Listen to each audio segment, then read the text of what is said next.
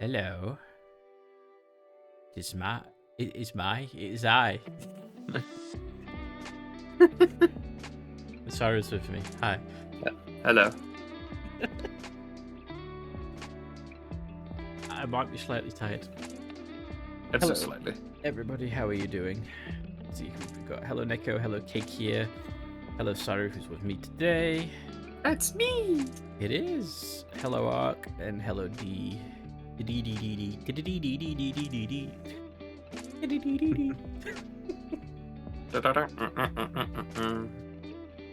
I'm slightly loopy because I'm tired. Ugh. I am prepared to vibe and build some ghosts. Fantastic. I'm gonna try and paint after not painting for several months. But this is gonna go as well as I think it's gonna go. So I brought Staru along to do hobby with me so that I don't implode.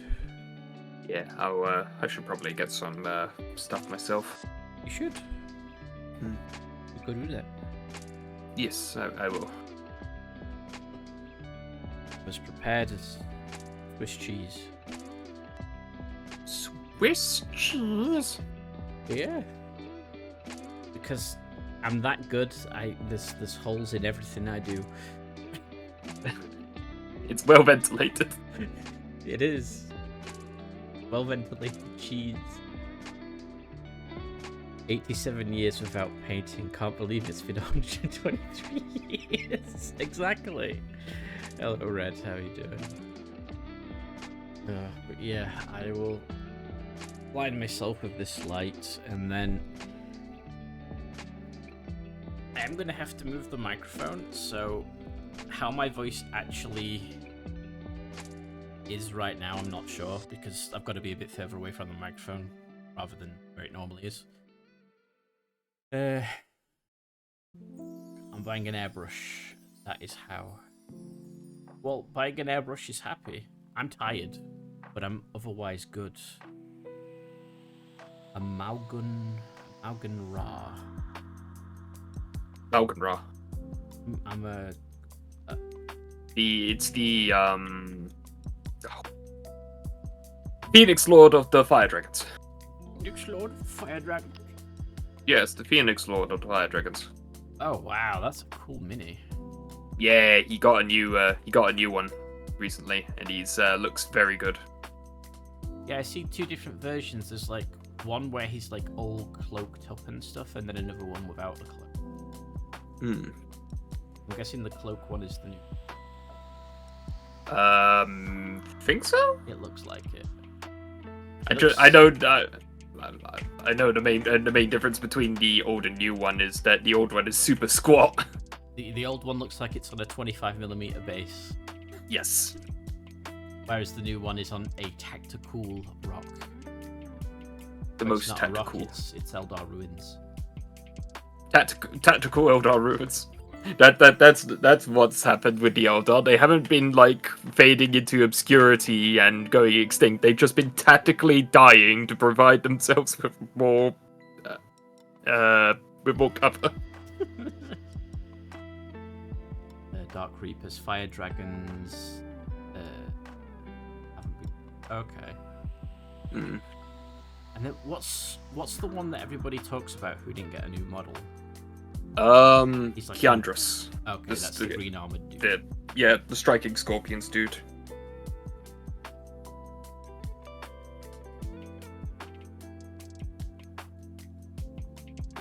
Let me... I'll press this.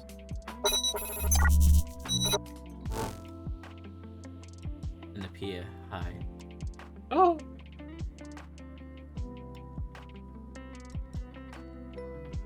Oh no, it's fingers.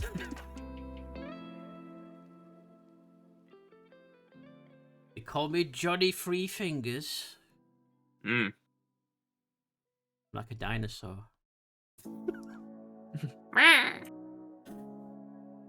And hello Tess, how are you?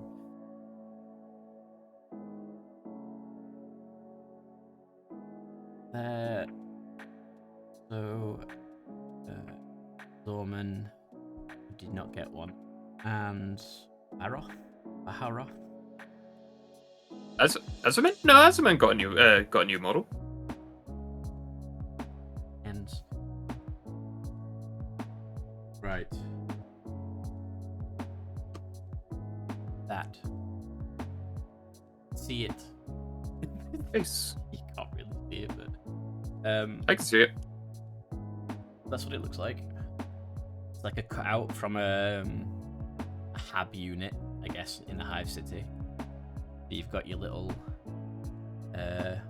fireplace and ventilation and some panels missing and some boutons for some little hatch thing there and a hole for a base. So that's that. Then got a grimdark Christmas tree with little servo skulls as ornaments. It's pretty cool. Then also got a bag of presents full of ammunition and bolt guns and grenades, fun things. It's Thing from the Addams Family. It is Thing from the Addams Family. All of them got shown in a preview apart from Aranda. Yeah, it's all of the Phoenix Lords are getting updates with the exception of Corandus. Right. These are just little tiny presents. Special about, but part of the set. Then I do have my Santa Claus Marine, who's not fully built, but that's because it's going to be easier for me to build him not built. But does can't really see it that well. I doubt it's going to focus. It's me.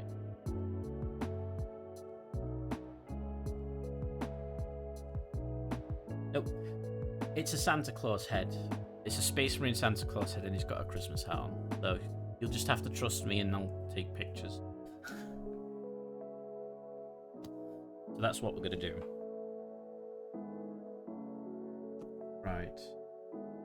And for those ever wondering, I know most streamers seem to paint with like their paint pot and everything off screen. Mine is literally here all the time.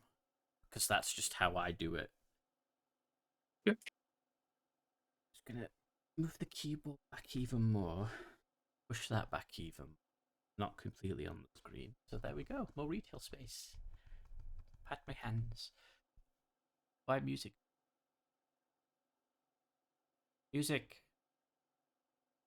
Oh, there's just a dead silence at the end of the track. Oh.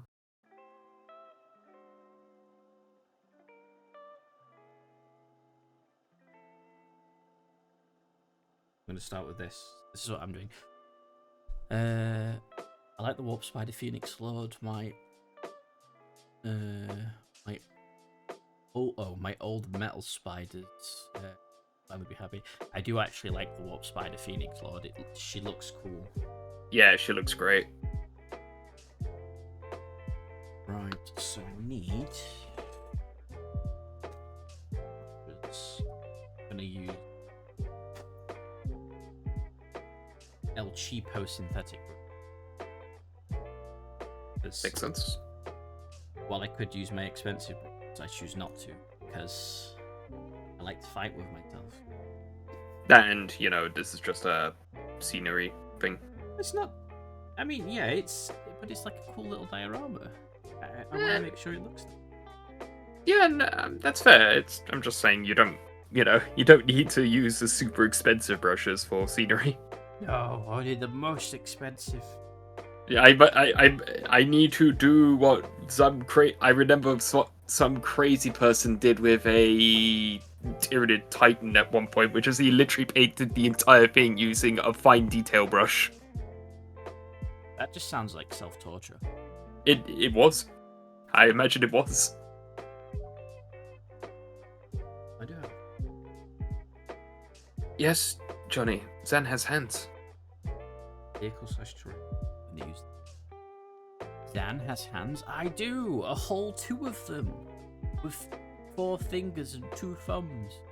Wait, 8 fingers and 2 thumbs. We can confirm Zan is not a pure strain gene stealer.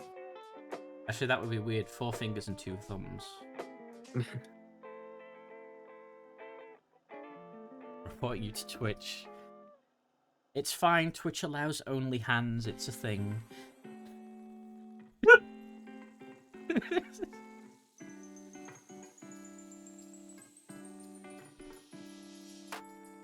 Right, let's get started, shall we? We can't prove that he does have more. No, you can't. I may have more than 2 hands, but you'll only ever see 2 hands. The gasp. I need my... I'm shaking the pot with my hand and I have the bloody paint mixer next to me. Okay. I shall also do some modeling. Modeling is good.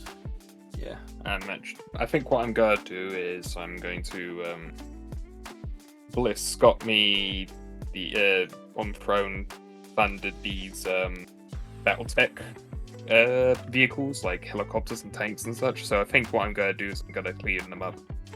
Okay, that sounds good.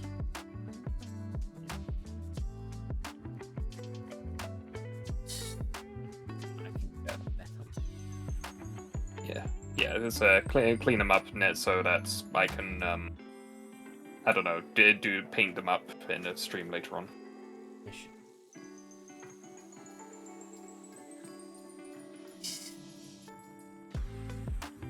I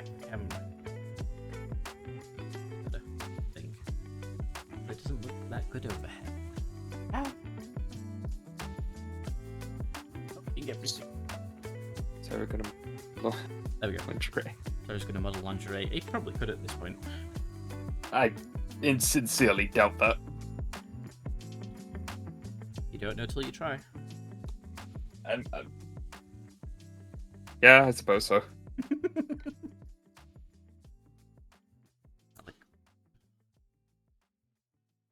Water. Smash. Paintbrush in water. It's a 3D, so it's not much cleanup. Hmm? I said these are 3D printed, so there's not going to be much cleanup required. Yeah. So, for those who are hobbying along today, what are you guys doing? I know Nekoman said he was doing ghosts. Ghost what? What? Ghost what? Age of Sigmar ghosts. Ew. Some description.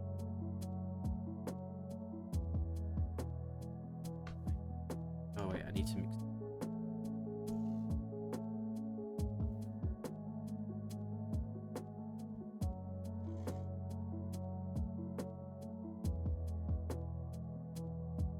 Night Haunt, there you go. The easiest part of the hobby, unfortunately, spending money. He's not wrong. So, for those that don't have one, get one of these. Oh yeah, the booby shaker. Yeah, the jiggler. The jiggler, the grand jiggle.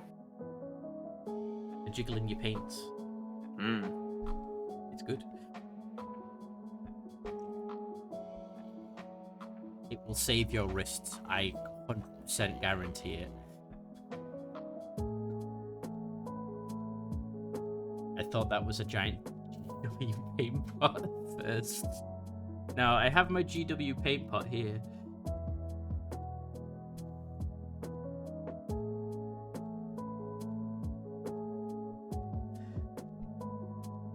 Be absolutely quenched. It's gonna be messy. That's...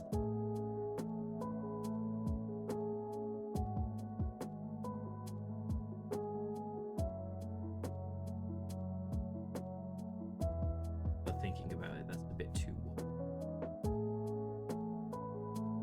Paint's off for me. But it's not gonna matter.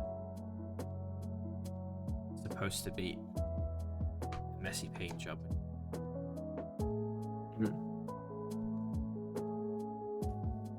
Do that.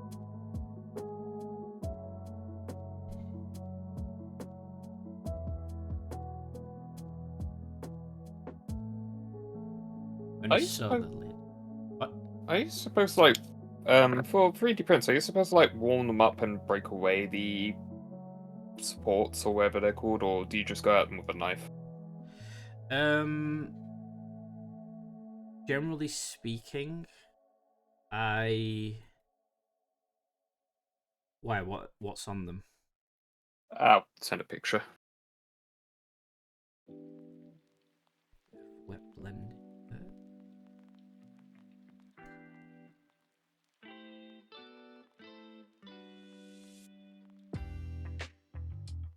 There you go. Let me have a quick.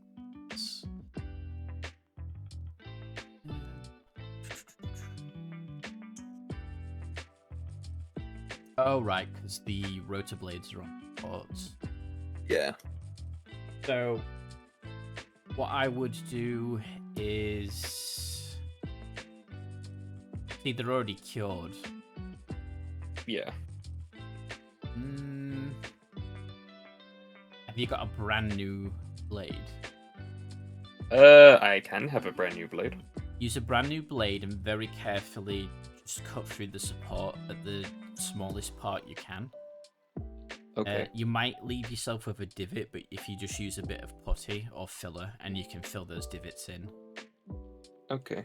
Because usually, the best way to remove supports is to put the entire thing in, like, water or lukewarm water, and then you just pull them apart, and they should just fall away. But if they've been cured with the supports on it, doesn't really matter at that point. At least to me personally. Okay. That's fine, actually. Oh, right, yeah, because mixing on that.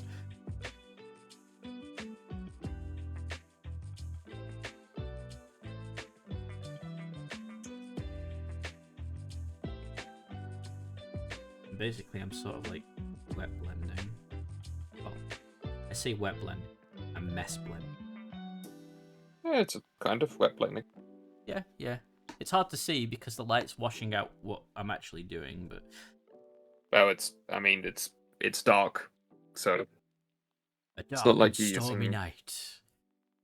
I was gonna say, yeah, it's winter, it's gonna be dark, so it's not like you're gonna have any natural light at 6:30 p.m. So true, so true. Let's have a look. Go back to Publix. Alright, Terry, hello. Depends on the 3D print for me. I can help us get in a few more. Yeah, like, well, I get all sorts of 3D print. This one I particularly like. See, now the light's washing everything. And it won't focus. Deciding not to autofocus. Dang you, camera! Right. Make it do a thing. Doing. Take your video. Aha! I have found boutons. Found Bhutan. That dude. That over here.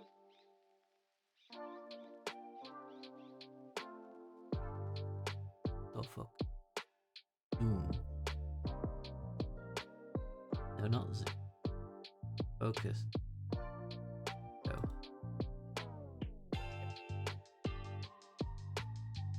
Focus now. There you go. The Phobos Marine with a Tau rail rifle. Death Watch. I like hit bashing with 3D parts. Yeah. It is fun. My only experience with 3D printed parts is some heads that have been snapped off already from their supports. Yeah, see, this is 3D printed as well. It's weirdly, but you know what? I'm gonna add. Fine. Yeah. I'll wait for that to dry a little bit. So while that's drying, that was satisfying. Hmm? I cut off enough of the enough of those supports. I just twisted it, and then it all just sort of like snapped in sort of like in unison. yeah, like a rip. That's the nice way for it to go.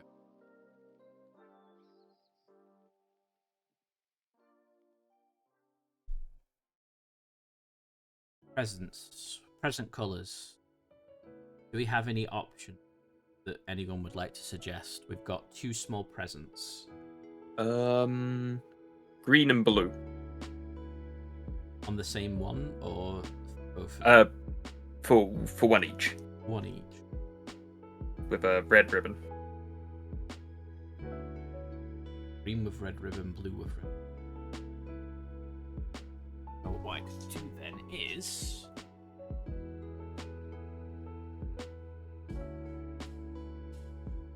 do necklace.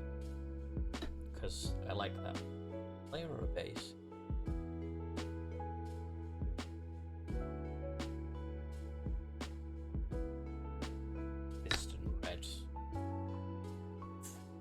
Mephiston red is for the ribbon. And then for green...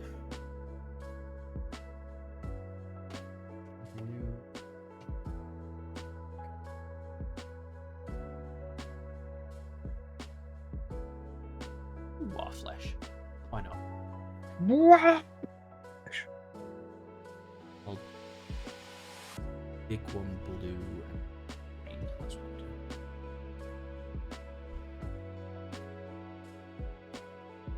All my paints are going to get a serious mix now because they've not been mixed in ages.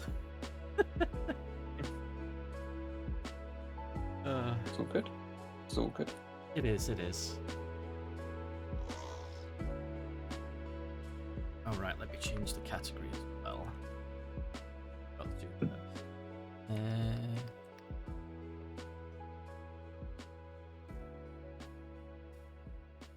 There we go. I knew there was one thing I was forgetting.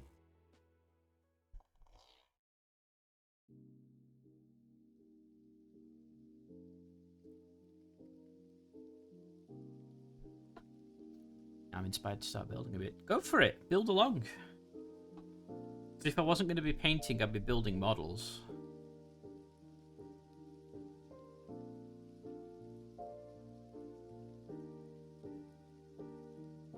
So now I can see. Right. Waffle. What?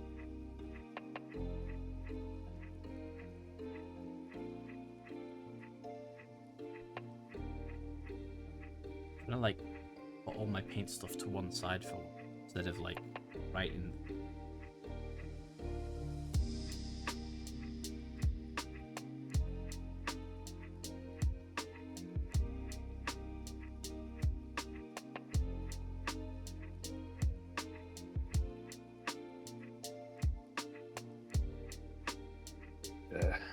We should actually put the picture of what I'm working on your server,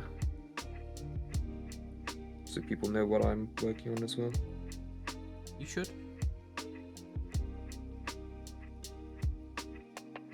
Never actually. Interesting.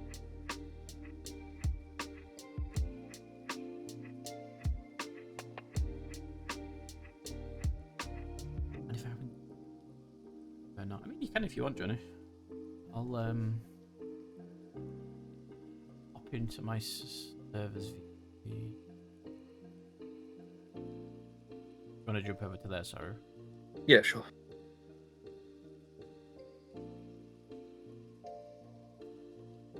There we go. Oh.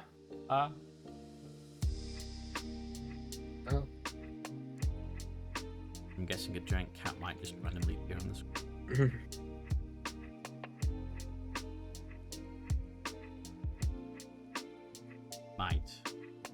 Might. Sure. There we go. I posted. Yeah.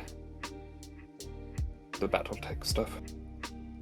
Heck, BattleTech, I really should get back into BattleTech. at some point. good.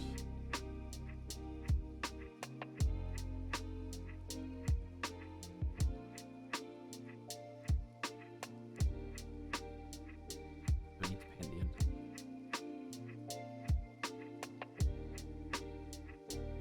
Let's move to those pesky cats.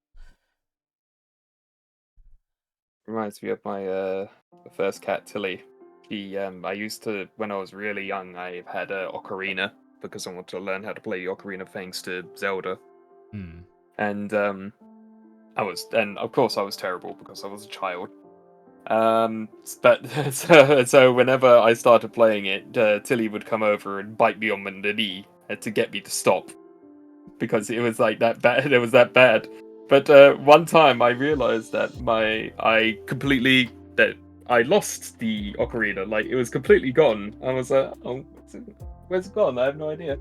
And like 5 months later, we found it. It was underneath the sofa, and Tilly literally it had like a little cord so you could wear it as a necklace. She grabbed it and then dragged it underneath the sofa. It's like, God damn it, cat. The cat really did not want you to play the ocarina. No, she really didn't. And when I found it, I was like, okay, I take the hint. I take the hint, cat. I won't become a musician. You will become an artiste. I will become an artiste instead. Blue? Hey guys, can you hear me? I can. Hello. Hello. Hey, the giant cat. There is a cat. There is a cat subscriber. Yes. No, my just picking up random things and being like, "This is a toy now," Mm. and they'll just play with it. And now I'm just like, there's so many things I just leave out. I'm a messy person. Now it's just like, oh, where is it? Oh, cats. Cats, wonderful creatures.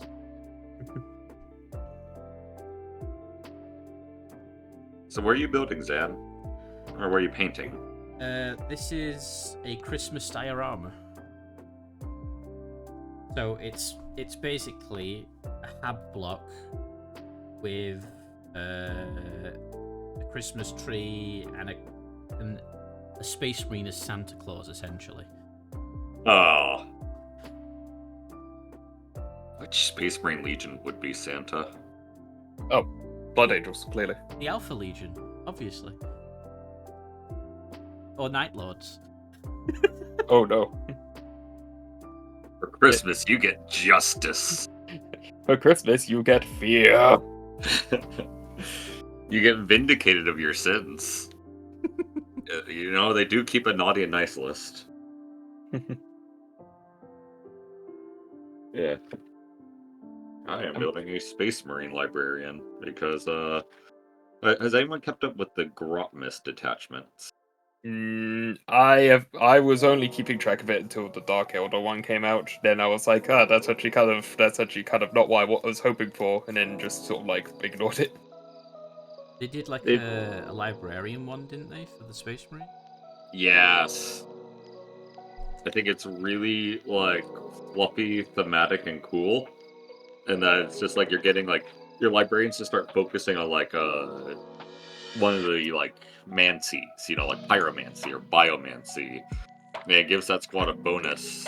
And then all your stratagems are just psychic powers they're casting. Oh, cool. That's cool. So you can do, and like depending on what mancy you're in, it can like affect like stuff. So you could do like fiery shield, for example, which will give them like -1 to hit because it's just like there's a wall of flame around these guys who are getting like punched. And then if you're in the pyromancy discipline, well, the flames are now stronger, so all the weapons have hazardous. So that Horned Berserker might have just thrown himself into the fire. Okay, that does Like, sound really literally. fluffy. I do like that. They've come out with a lot of, like, not all of them are great, but they've come out with a lot of really fluffy and cool ones.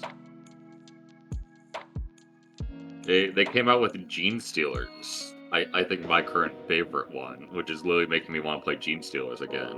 What's the Yeah, yeah, I did hear that the Gene Stealer one was really good. It's called Final Days. So you're playing a Hidden Gene Stealer York one cult just in the gifted last 5 days of the subs. world, and you get to take Tyranids with you.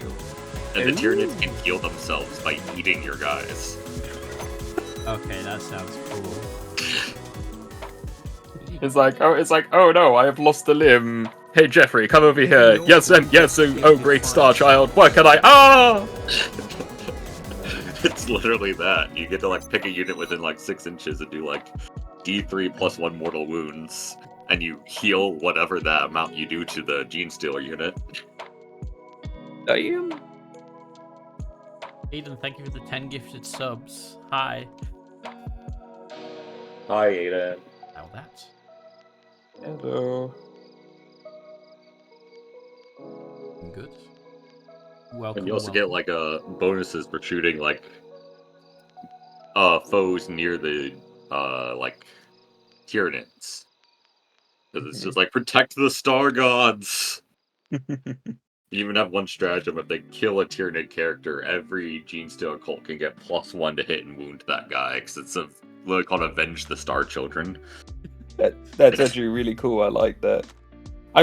See, here's the thing. I kind of liked it from like 6th edition, where you could like mix and match units from different factions. I really wanted them to carry on with that, so I'm glad that they're bringing that back with some detachments. Same. I initially started Gene Stealer cults because I wanted to take a Norn emissary, and we were going to call him Sugar Cube. Sugar God. Oh no. But now I can take a winged hive tyrant with this force, and I think we're going to call him Twix. He's betwixt. I still want one which allows Space Marines with Imperial Guard. Yeah, I still. I really want that too. I really kind of wish Custodes were in the Imperial Agents. I would love to just take like one unit of Custodes with a group. They should. To be honest, they probably should. They probably should be.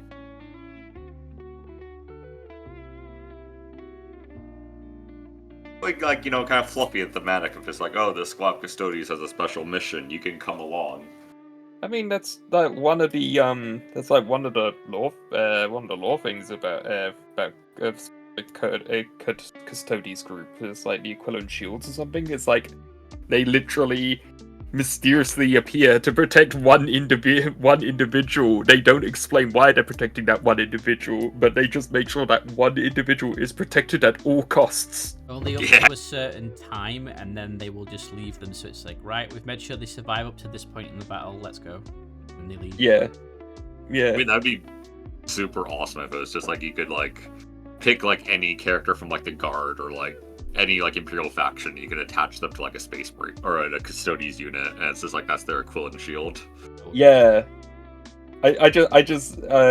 Ricky talked about it once, and I sort of agree with him. I like the idea of just like this random Joe Schmo Imperial Guardsman conscript that was destined for the meat grinder, and then all of a sudden 5 golden demigods appear around him and form this sort of like shield bubble. It's like, what the heck?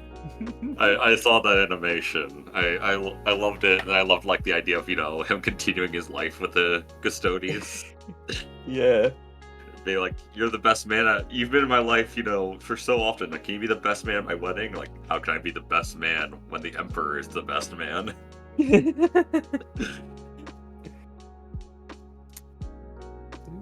Sorry I'm late. Was distracted by getting your lunch. Our cats demanding treats. Wait, no worries, Hazard. Welcome. Hope No you're doing problem, well. Hazard. Third guy. Hello, it's Johnny. It is Le Johnny, Aiden. Yes, Johnny is here. I'm a stranger. You don't know who I am.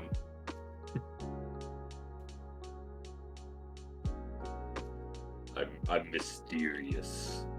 Mysterious stranger.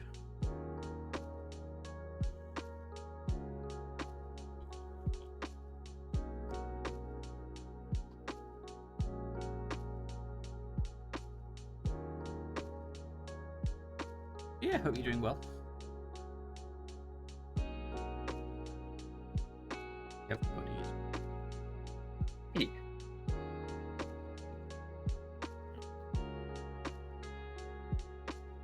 Tell you now, my anxiety is going crazy. You'll be fine. I know I'll be fine because I'm here doing this right now. But this is also the cause of my anxiety. It's like, oh no, I'm what doing I model stuff. enjoy. Oh no, you're enjoying life and living it to the fullest, Ed. How could you? No. Things must be going. Things are going to explode in my face. I'm doing something I enjoy. Things are going well. Too well. Quick, look out for the Alpha Legionnaire. Now we know Zan is in the Lamenters.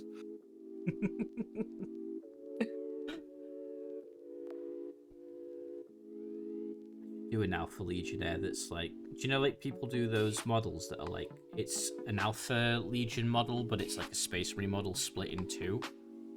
Yeah. Oh yeah. I should do one of those, but with a Dragon Knight. Yeah. That would be cool. Or you can do like an Alpha Legionnaire just crudely painted like a Dragon Knight. Like you can still kind of see the splotches of like, I guess whatever color their armor is. I'm never sure if it's green or blue. Oh, that'd It's be good. green, I believe. I think it's Yeah, it's a green blue. It's teal. Yeah, It's, I've actually got a really nice blue color. it's perfect for the Alpha Legion that you can't even understand what color they are. That's true.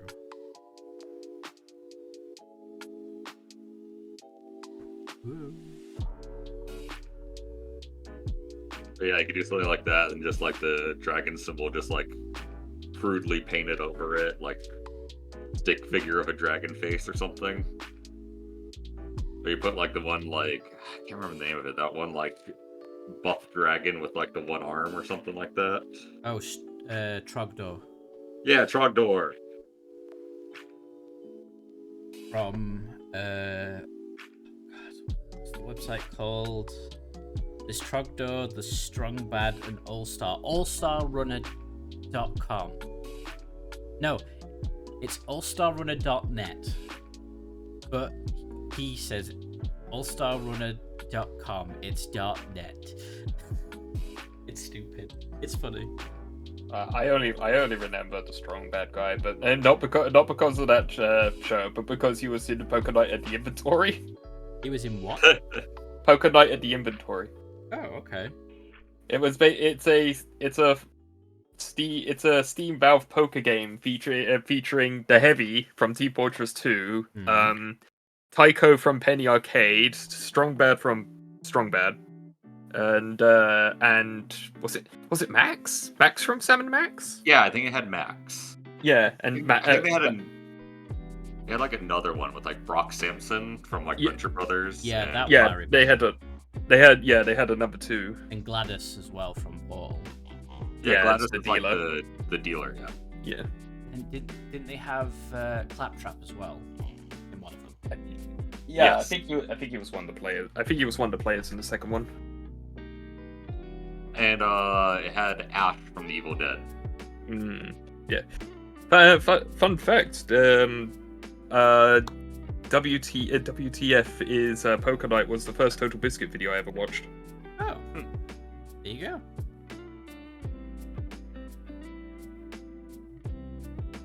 I'm giving this librarian a chain staff, because why not? Yeah, of course. I have a very long chain sword, I have a stick. You use the power of chain. We'll commit stick. Okay, Oh yeah. I've cleaned up those the first batch of gunships or helicopters. Attack Veto is their name, so I'm assuming it's some kind of gunship. Ship with a gun. All right, so let's see. The next options I have to clean up is a medium tank, a light tank, or a missile tank, or an aerospace fighter. I like aerospace. Aerospace is cool. Yeah. I like Alright, space. Space.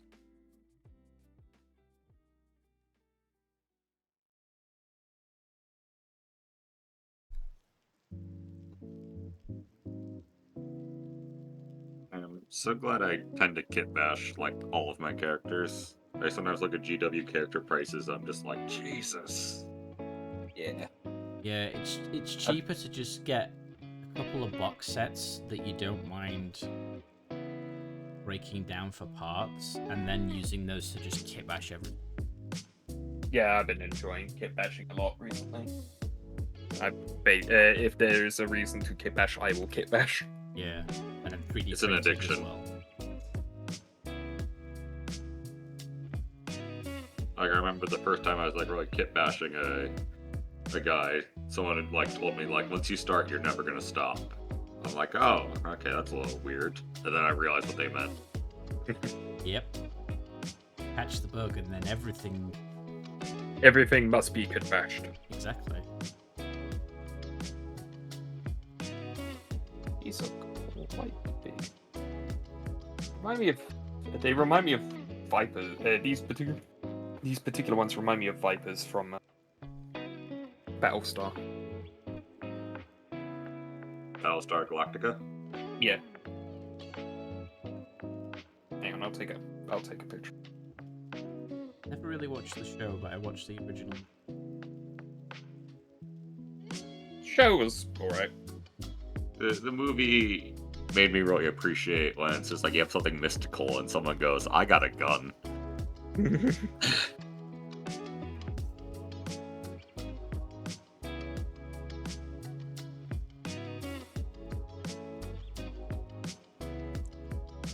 These won't require much cleanup. I'm just getting rid of all the little nubs from the 3D print support. But yeah, there you go.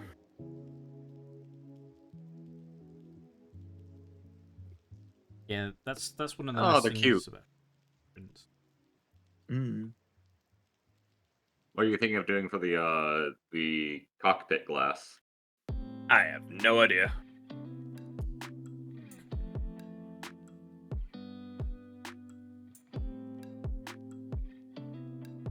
Oh yeah.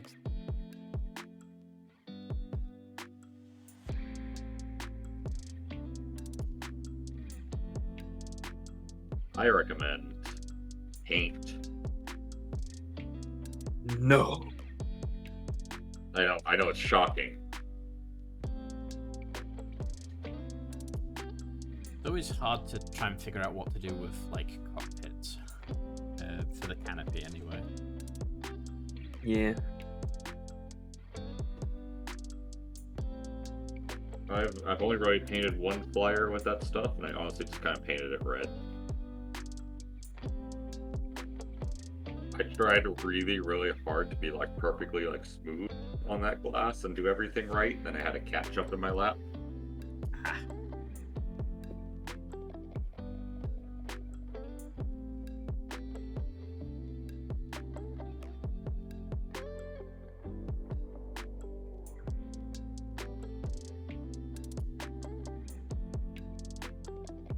don't know why I'm spending so much time trying to be neat on little tiny presents, but I am.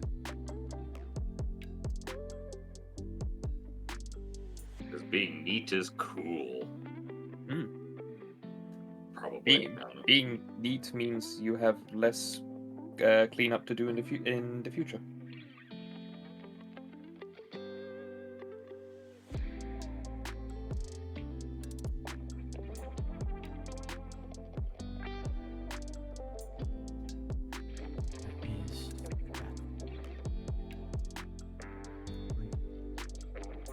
Okay. Have Gamer Sup's good flavour today. Good. One day you'll get sponsored by Gamer Subs.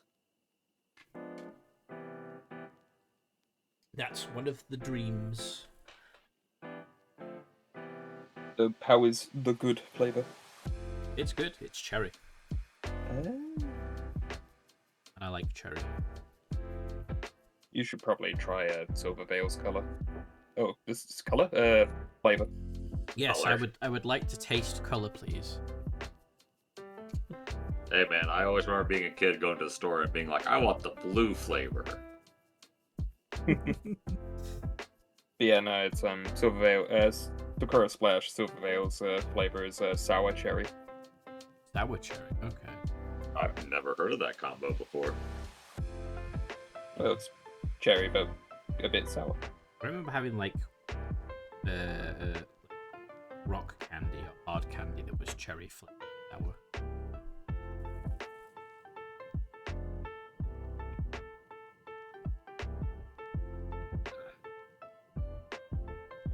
Like fruit pastels, but like a sour version. Yeah. The other getting sponsored by Rage. To be honest, you could sneeze and get sponsored by Raid Shadow Legends. Hmm. I mean, have you heard about how aggressive they are? Yeah. No. They will literally like harass like streamers constantly, like day in and day out, to be like, take our sponsorship, you know, talk about the glory of Raid Shadow Legends. Like, no matter how many emails you send them, to be like, no, I don't want to. Yeah. Joe Cat did a video about it. He basically just talked about, he made a joke of it where he was just like, no, I don't want your money. I want one of your champions' hearts. Yeah.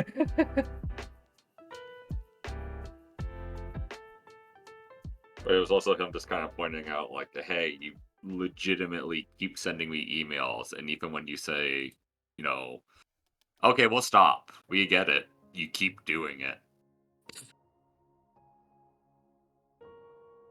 I suppose that's the advantage of being a streamer, because from what I understand, they don't really sponsor streams. I might be wrong, but that's No, the I don't think they impression I do, got. because I don't think they want people to stream the game. Yeah.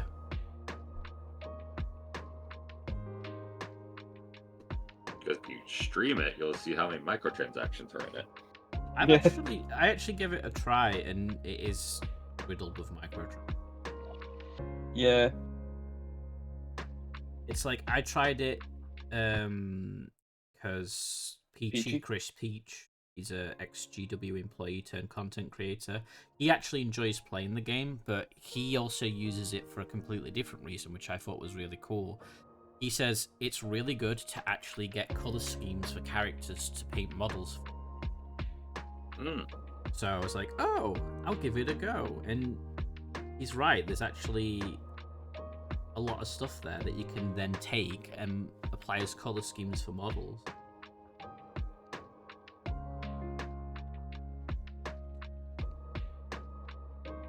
That's interesting.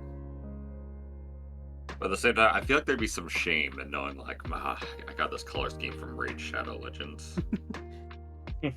You say nothing and everybody likes it, then it's okay. They don't need to know. They don't need to know my sins. They don't need to know my deepest of shames.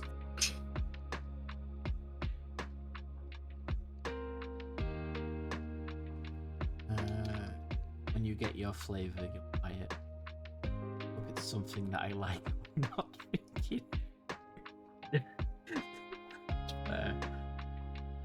No If you get means a yes, flavor, then and I'll get try lost it. means I'm yours. Yeah, pretty much. I think you're like the only person who'd get me to try it. Oh, Gamer Subs? Like you or Saru. I think he means Raid. Ah, right. Oh no, I meant for Gamer Subs. Okay. Raid, I'm never trying Raid.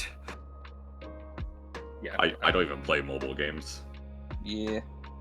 Oh wait, I forgot it's on PC with epic boss battles. My God. Oh no. Really? Yeah, sadly. I think it's on Steam. Oh no, not Steam.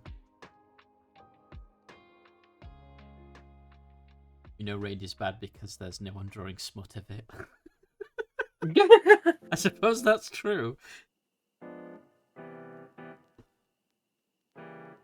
There is a certain truth to that, sadly.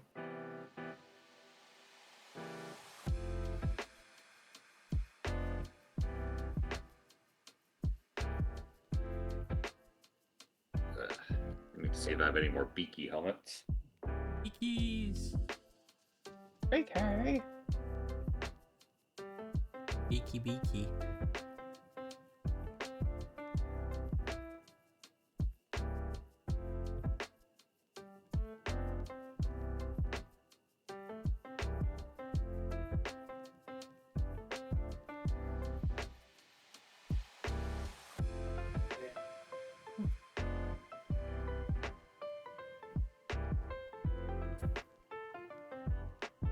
That's cleaned up as I want it to be.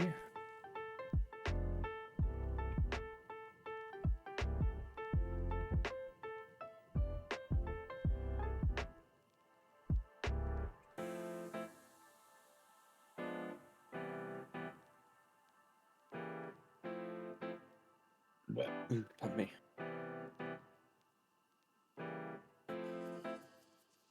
This might sound weird, but the red and blue present makes me think of Thomas the Tank Engine. Which then makes me think of Choo Choo Charles. You should play that on the stream. I don't remember if I've actually got Choo Choo Charles. What am I painting? These are presents right now.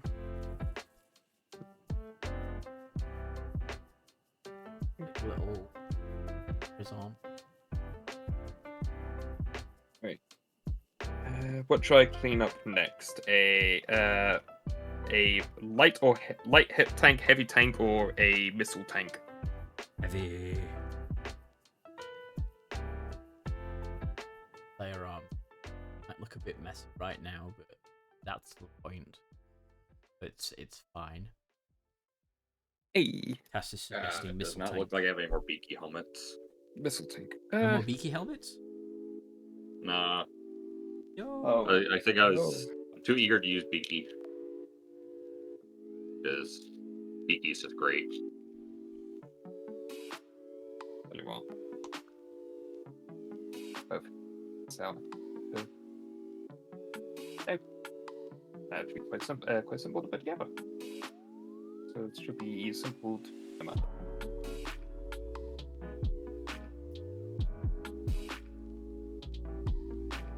And yeah,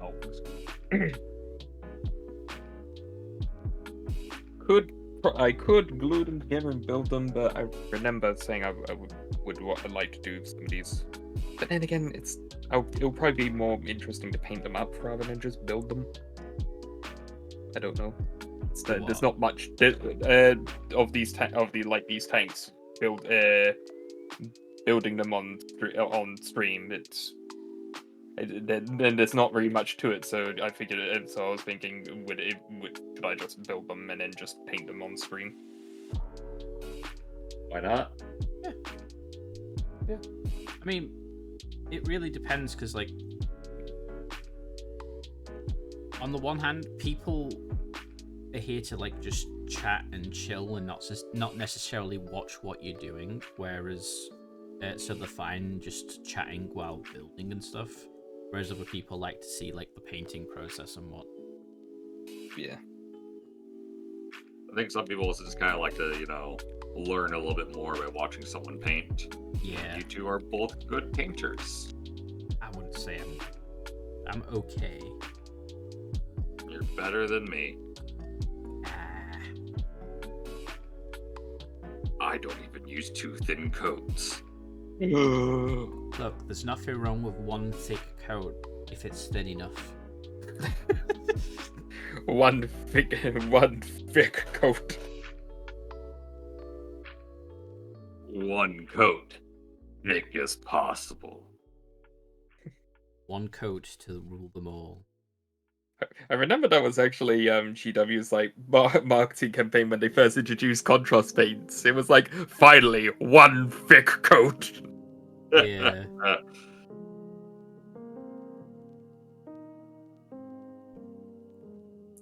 Let's.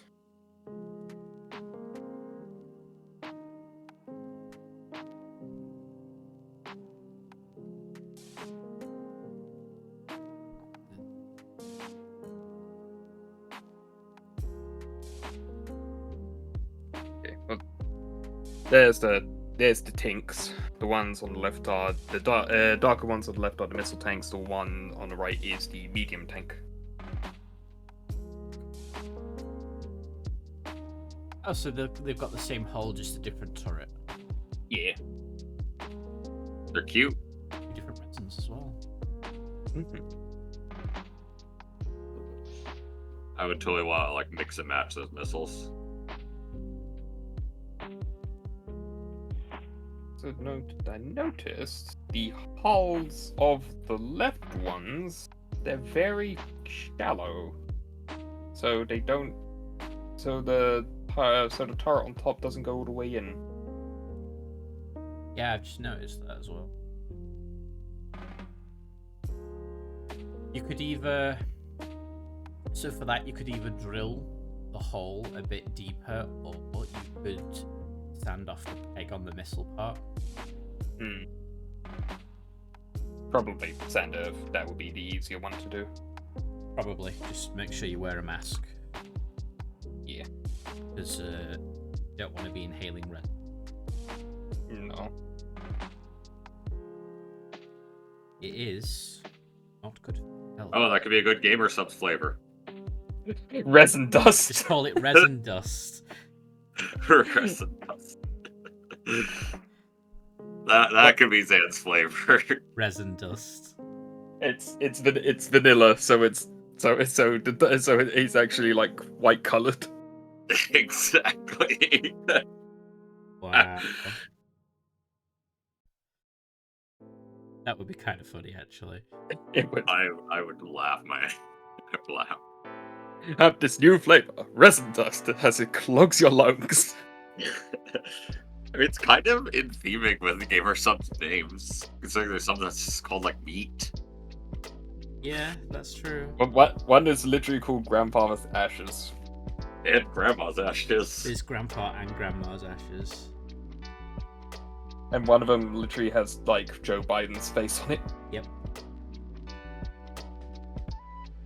That was the one that they got the cease and desist from the FBI. Yeah, They got a cease and desist. from Yeah, the FBI, 'cause- because they had the face of the president on it. Yeah, one of the Gamer Subs flavors, they used Joe Biden on it. And I can't remember what it was called, but basically the FBI or the CIA sent them a cease and desist. So they removed it off the website and put it back up, still with Joe Biden, the exact same thing, but they put the fake mustache and glasses on with the big bushy eyebrows. Oh, the Groucho Marx. Yeah. Yeah. It's... Now it's It was silly. Joe Sidon Mm. or Bo Jiden. That's it. Biden. That is hilarious that the FBI would send them a cease and desist. Yeah, because they were illegally using the president's image to sell merchandise. Which, presidents generally are not supposed to. Presidents worth their weight, worth their weight in salt. Doesn't whore out, and for multiple products. Here's my terrible picture of my librarian. Oh no, he's leaking blue. Yeah, I do a little bit more sub-assembly. Blue. It's looking good so far. Yeah. Is that a I use Mark III? III body so that way you can be firstborn. Yeah. Yeah. That looks like Mark III with I'm not sure what the chest thing on the chest is. That was a Blood Angel bit I got. Eh? I thought the chest kind of looked a little bare, so I was like, you know what, I'll glue it on. Yeah. I'll make it a little bit more flowery. Either way, you'll have chain staff. Yes, chain stuff. He will be librarian with chain staff. Because I say he is.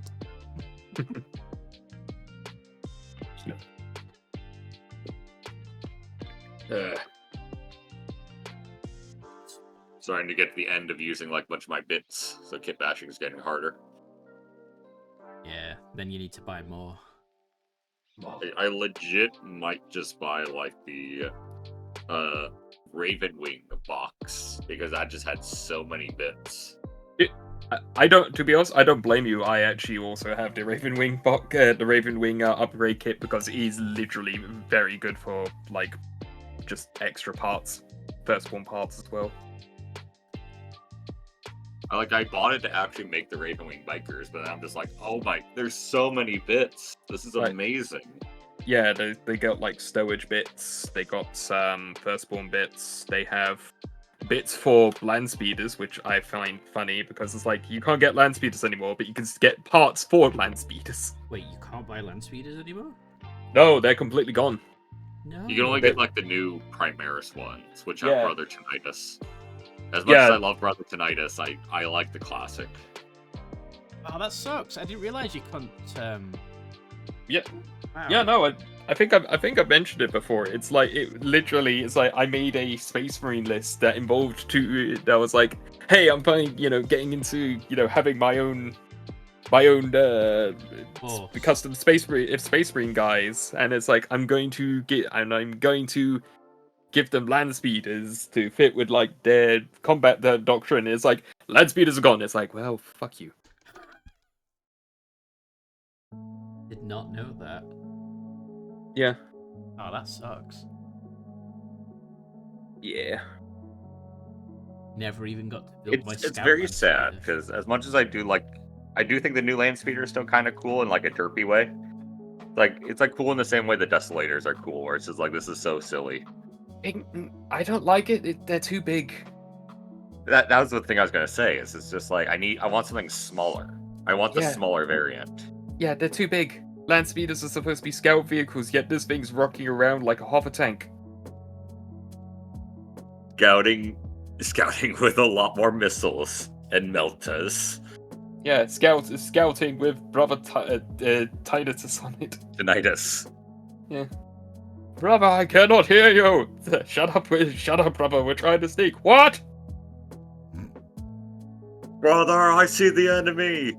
Brother Tinnitus, be quiet. What? Everybody makes the jokes about that, but they don't remember the 90s whirlwind.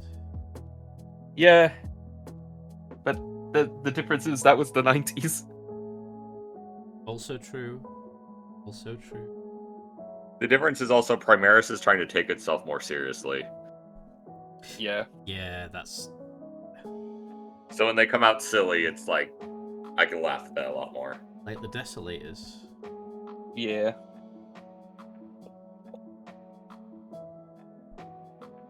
Because I think they look really stupid.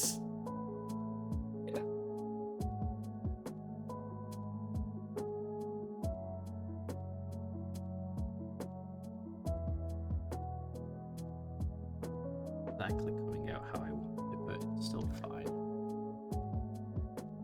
I'm reminded of the ATV and the minigun directly over. Raisegriz_Gundam just resubscribed for 20 months. Beep Yeah. beep. Beep beep. Hey Raz, how you doing? Thank you for the resub. I've got an ATV. Let me... You do. You painted it up for a competition, and you got a reward for it, if I recall. No, I got third place in a painting competition for my navy breeches. Oh, okay. The ATV unfortunately didn't win, but that's fine. That's fine.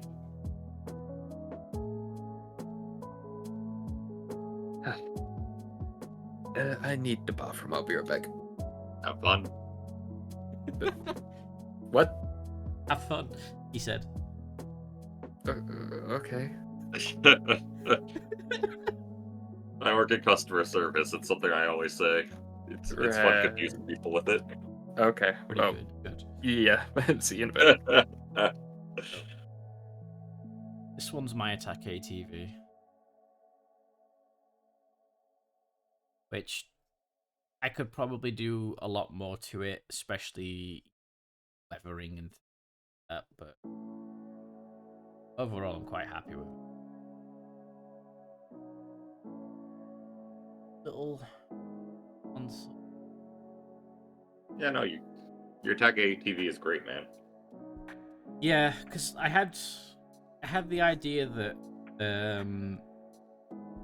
my bikes are part of like the forward scouts and the ATV as well, so they carry a lot more equipment with them and set up like camps and stuff. So I put loads of stowage, extra ammo, clips, pouches, jerry cans and whatnot on the thing. Have you ever gotten the repulsor kit? I haven't. I believe that one actually has some jerry cans and things like that, just as bits in it. Okay. How did the Imperial Guard stuff get? Yeah, it's surprising in some of the bits it has.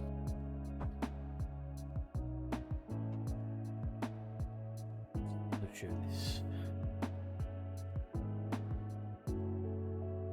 Most deadly marine.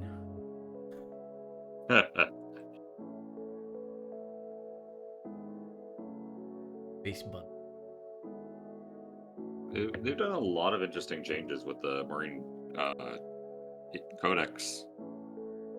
Oh, the 10th edition one? Yeah. I never got to play. I know. One day. So I don't know what's changed from like 10th, like from previous editions.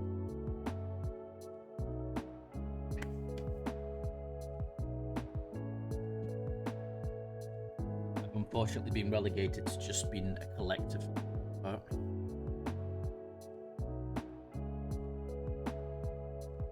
It's I get it's doing things.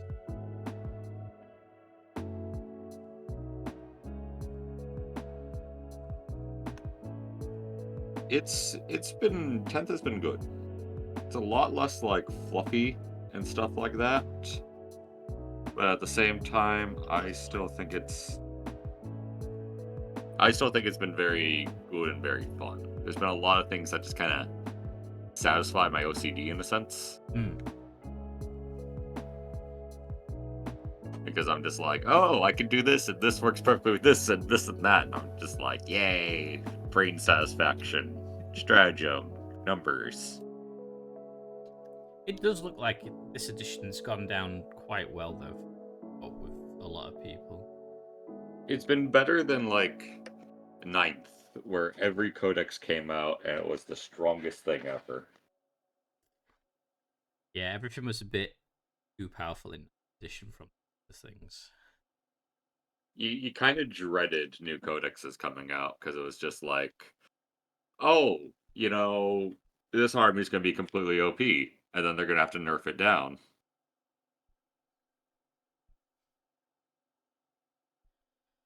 Yeah, I remember what happened to Leagues of Votan.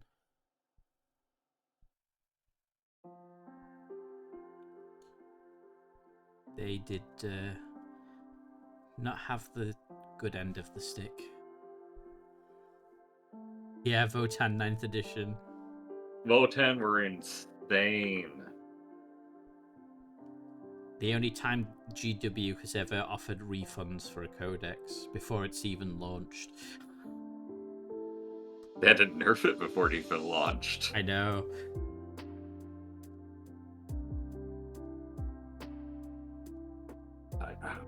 I'll be honest, it might hurt people, but I'm really not a big fan of Votan. I don't really like the models, but I like the aesthetic, like the miner aesthetic. So they're like, miners and all that cool stuff, and they look a bit more rough around the edges. Yeah, I wish they kind of committed to more rough around the edges, There's a lot of stuff with them that's kind of like clean and nice. Yeah, I want them to be like rough and dirty. Yeah, the more like they tried to steer away from them looking just short Imperial guard, essentially. And made everything too curved. Like, the Battle Fortress, I think, is stupid looking, personally. I want them to be like rock and roll, you know, rock and stone. Yeah, they should have done that. More for Carl. Yeah, exactly. Absolutely. And I do miss my funny beam logo. Wasn't it like one of the main beam guns on the tank, that like version of a tank, just one shot anything?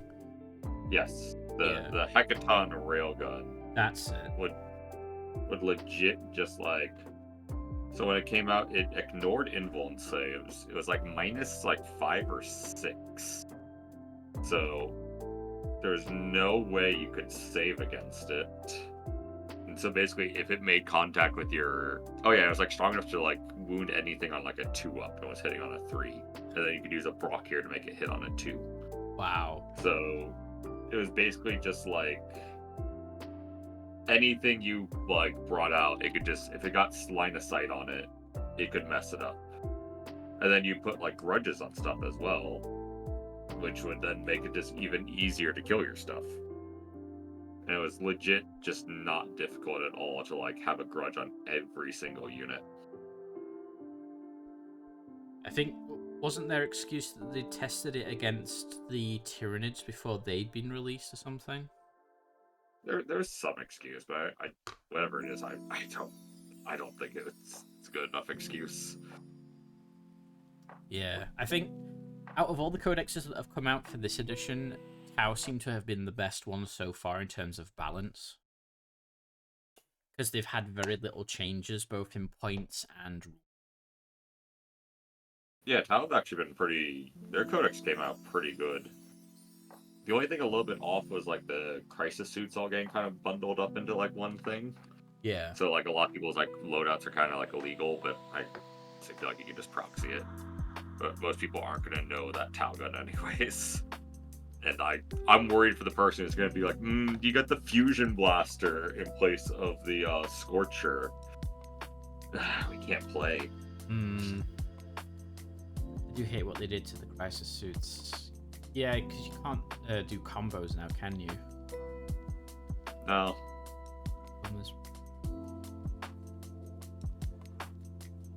You draw a line between the target and any unit and take a hit.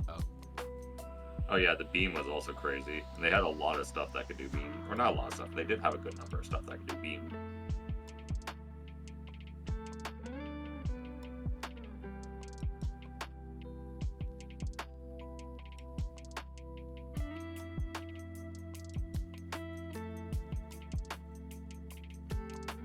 Request for hydrate confirmed. I hydrate, that's why.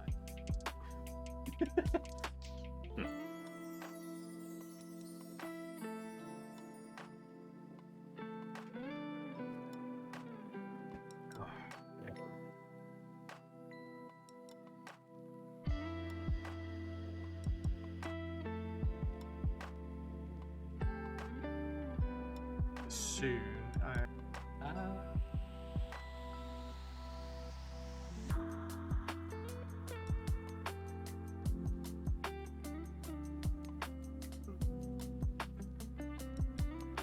Cool. Oh yeah, and also the other thing that's nice with 10th is the fact that it's a lot simpler. Yeah, that's... So, the main thing that made me come back to Warhammer in the first place was the whole 9th edition really push narrative campaigns, and basically it just sounded like an RPG, but you play 40k as well. And that's what brought me back, and then... I don't think Memphis had a bigger focus. It hasn't, but I also feel like the rules are... I'm not going to say simple, but simple enough that you can like play around, make custom scenarios without too much difficulty. Yeah. Like if you want to go to someone and be like, hey, I want to make like a custom little campaign or something like that, or some little event, you can do it.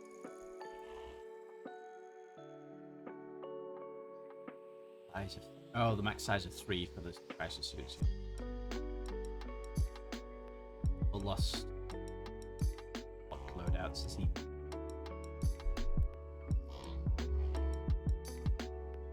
I guess it's just a bit of a kick in the teeth for like the old school Tau players who can't. They literally have to rip their models apart. Yeah. Yeah, I see that. For me, I guess with crisis suits, I'm not gonna like worry about proxy stuff as much, but I can understand for players, I can be like, I feel bad. Yeah. Like, if anything, if I see someone brings in like an old school classic model or something like that, I'm gonna be like, fuck, play it however you want. I know. That's cool. Like, for me, I don't mind if people like have proxies or stand-ins or anything.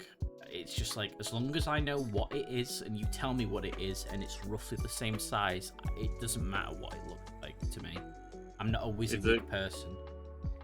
It's a genuine like feel bad moment if you ever like win or lose a game because it's like, I didn't understand what that was. Yeah. Like I am always keen to informing my opponents, like, you know, here's what this unit does and here's what this unit can do. And I've lost games because I've given my opponent too much information, and I'm 100% okay with that. But I think that's good sportsmanship. Oh, absolutely. Because from, like, I've watched several YouTubers who play a lot of tournaments and talk about the hobby and things like that. And just from listening to them talk about things, you have to know all your codex cover to cover, but then you have to know every other codex cover to cover to really know what you're doing, what your opponent's doing, and if your opponent's doing it right or wrong. Because apparently you just can't trust your opponent in tournament play half the time or something, really. There's a lot of times where opponents aren't always good. It's kind of why I don't do much tournament play. Yeah. Then there was the infamous Eldar Poo dice. That one Dice. tournament. Oh wait, the guy who flushed the dice? Yeah, he had loaded dice and then excused himself to try and flush the dice down the toilet, and because they were so heavy, they didn't flush, so they were just there at the bottom. Yeah, I remember that. They like the next person found them and they have them framed in the place. Yes. Which was so fucking funny. I legit just like, you just have to laugh about that. You do.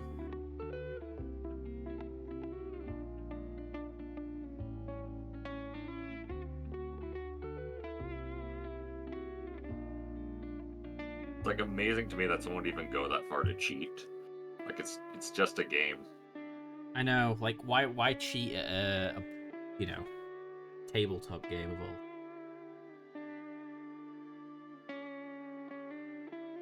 I've seen people get really sweaty and play like super seriously, but it's like it's just fun. Yeah, it's supposed to be just like a fun game. You know, go out, enjoy yourself, have a good time. Win or lose, everyone's a winner. The orc philosophy. Yeah.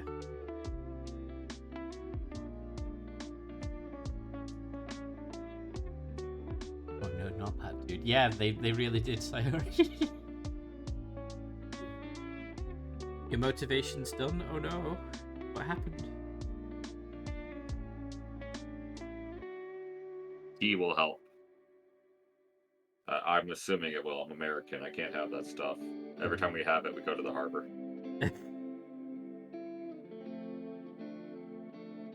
Fine, it makes it a bit saltier.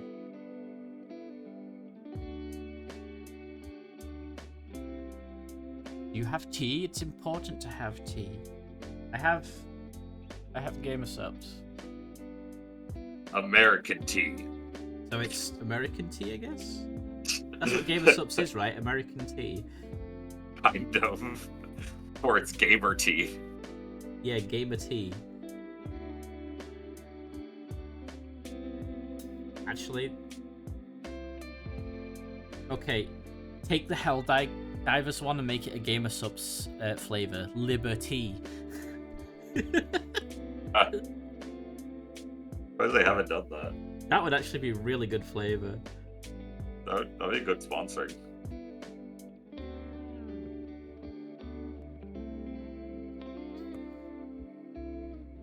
Hello, Rupa. How you doing, my friend? Are you still down with the sickness?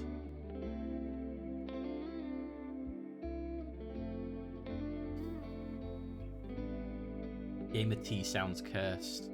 I mean, so does bathwater, but it doesn't stop people.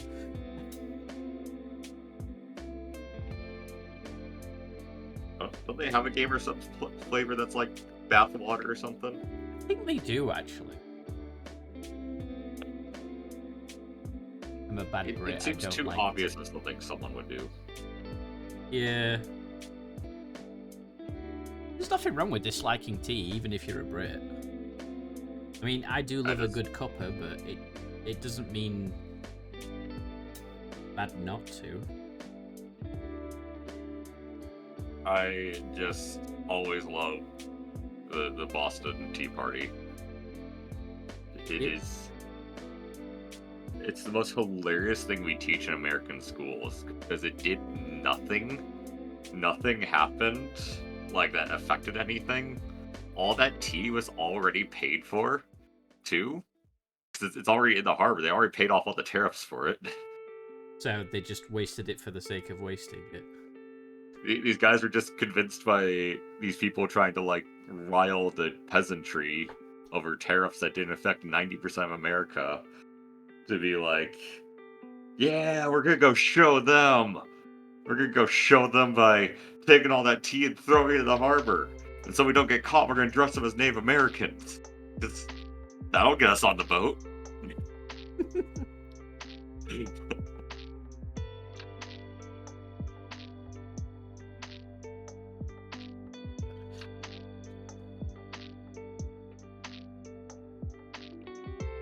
You have sweet tea, that's all. That's fine. Doing okay tomorrow, 1 day of work, then 2 weeks of winter holiday. Finally beat the flu. Hooray! Just in time.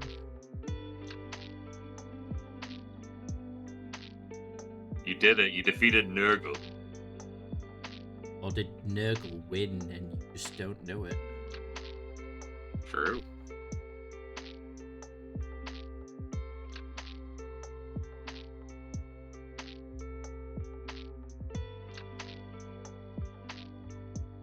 I'm painting a Necron kill team for a friend. Ooh. And they were one of the first people to do like the overly bright like Space Marines in Space Marine 2. Oh, right. And they're even doing it in Space Marine 1. So these Necrons are going to be super bright and colorful, and I think I'm going to try and make sure there's no silver on them. That would got actually all be these, nice like- to see. Like, I've got all these colorful metallics. I'm going to try and use all of them. Okay.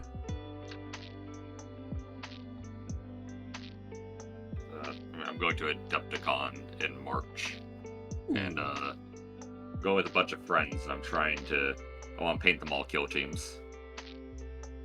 Oh, are you going to play? Yeah, Oh, cool. I think we're just going to mostly play with each other just to do like all the kill teams, and then maybe enter a doubles tournament with a friend. Right. I mean, that's Which I'm pretty not- cool. Yeah, I'm not expecting to place or anything. I just want to have silly fun. Yeah.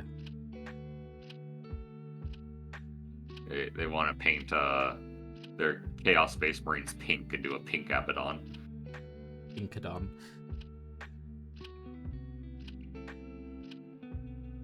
If anyone can pull it off, it's Abby.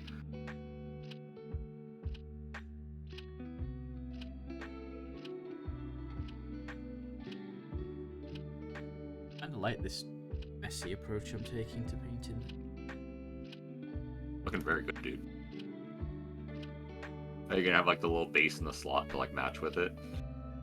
I do have a topper, yeah. The only problem is it's a bit too pronounced, and it really bugs me. So I need to like sand down the base so it will stick on of a 32mm properly.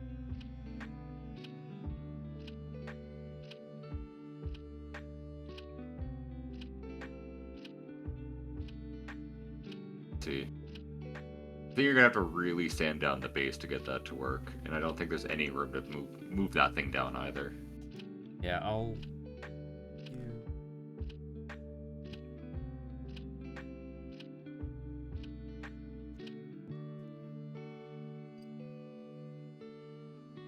I've got the 32mm base, which slots in just fine, and it's basically flush. And then I've got a topper, which perfectly matches. But really hard to see. There is a lip, and it's just enough so that it sits very proud on the base, and that really bothers me. I can see that being like OCD, like insanity. I want it to work because like it matches, but when you look at it from that way, see how much it sticks out if I don't sand it down. How much does the topper sit in? Like how deep is the topper if it sits in just on its own? Oh, it's like quite low in. I suppose I could just glue him to the topper. I was thinking like if the topper fit perfectly or something like that, you could have just glue it to the topper and like even use like magnetic paper or something to like just attach it to the topper or attach the topper to the base so you can put it on the base or take it off. But I think you're better off just sanding the base. I hate that. I turned the base upside down, and it slots into the upside down base properly. You know what? Do it. Do it. I like it. An inverted base. Okay, that's a different one. That's a new one. I might do that.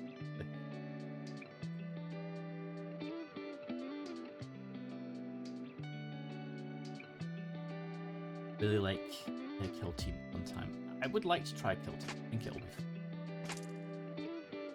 Team is a lot more complex than I thought it would be, but it's still pretty fun. Yeah. Way to do Secret Santa with Stream. Oh, Steam gift. Maybe. You'd have to get a group together to do it with. Or you can just give it to random people. Yeah. Hypothetically, I don't want to be caught being the one buying Honey Pop to some unsuspecting fellow. Hey, Honey Pop is a perfectly good puzzle game. I believe you can send gifts on Steam anonymously. So, you know. I could just think of terrible things you can do with that. Oh, I know. Some I'm sure Honey people Pop do. and just be like, I think you would like this based off your search history or something. Ooh, canteen food. Yes. New Centauri pizza. I like my canteen food. COC? I'm scared of what this is.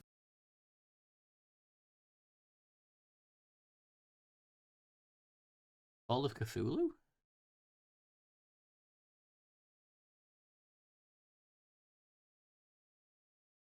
Is that the Cthulhu dating game? Oh. Corruption of Champions, that's what he's on. First one.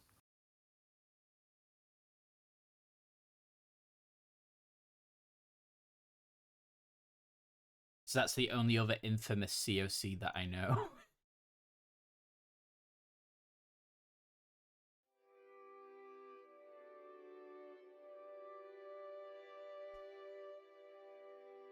And maybe slightly of culture, yes.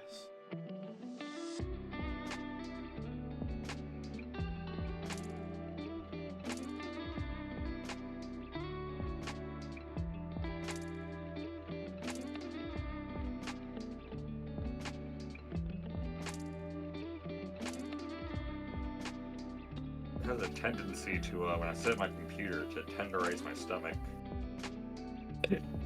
And I've been figuring out shirts that are thick enough so that way her claws don't give me tons of little scratches. Alright. I think I figured out a shirt that's thick enough so that way I'm not getting a scarred up stomach again. See, at first I heard that your computer tenderizes your stomach, and I was like, how does that work? Very advanced computer, you know.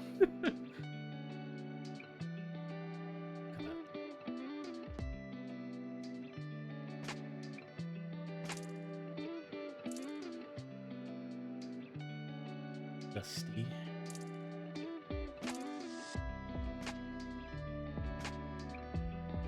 Are you putting a Space Marine on there, or? Yeah, I've got the Space Marine. I've just not actually started painting it yet. He's primed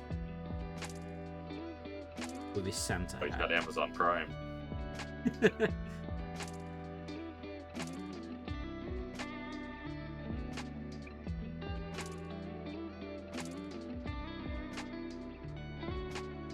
Gonna mostly be useful for a secret level. Oh, secret level's so cool. Yeah. Was not expecting the Giga Chad Titus though. I was not expecting for him to just like run through that bike. That was cool. Just run through the vehicle and then just jump at the tank. Yeah. And just the look of oh no on their faces.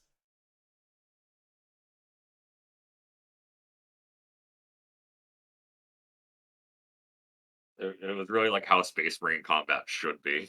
Yeah.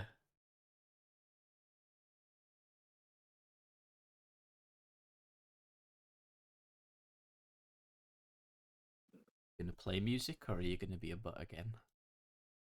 It says it's gonna be a butt. Oh. So, Yori, is your PC gonna say mean things to you?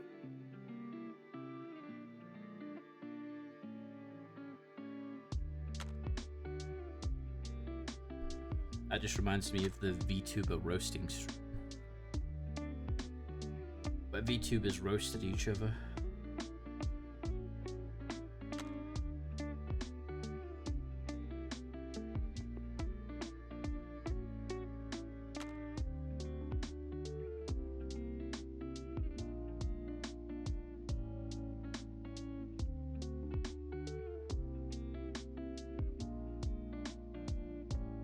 Yeah, the technique I'm doing on this is the same one that I did by Navy. Did I get them out in a minute and show?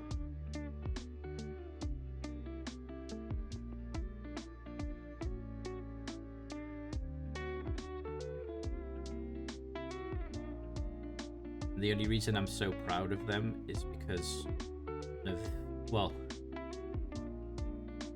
one of the judges was an OG Games Workshop sculptor, and the other one was a current heavy metal painter.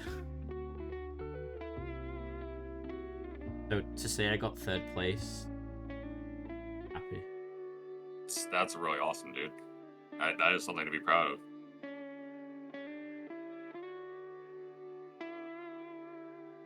And you deserve it, dude. You are a very good painter. Try at least.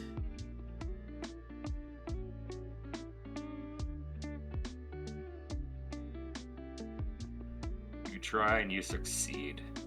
I know, it's just I do that thing that you shouldn't where you compare yourself to everybody else. I used to do that a ton. I would get really depressed with my stuff. And I kind of just took a moment to really kind of think about it and just be like, I'm painting how I want to paint. I'm not doing the most things I could do. I could do more edge highlighting and stuff like that, but I am happy with my guys. I'm happy with how they turn out. And I'm happy with what I've done. Yeah, it takes me a long time to get to that point. Because I have to... Because you look at what other people do where they're doing, like, non-metallic metals and all these other, like, techniques and things like that, and you think, am I supposed to be doing that? Should I be that good right now? And it takes Yeah, you I think ages about to that too. realize you really don't need to be. The big thing I think to always think about with painting, though obviously it can be hard to just immediately instill it in your mind, is what matters is that you're happy with your guys and there's no obligation to do anything. There's no obligation to spend more time. There's no obligation to do anything crazy. Because at the end of the day, this is a hobby for fun. A Yeah. hobby for fun and enjoyment.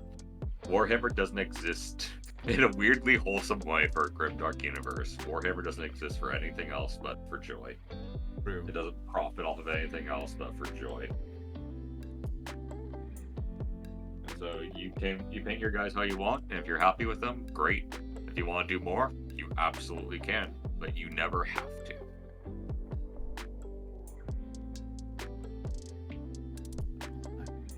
Try and keep those words in mind. And you do great with your guys. I mean, hell, even the fact that you do yellow on your guys, like, yellow is already a hard color to paint. It's a pain in the ass to do, honestly, but I enjoy the result. Yeah, that's like me and Trim. So I always consider painting Chaos to be an immersive experience, because you start really feeling the insanity.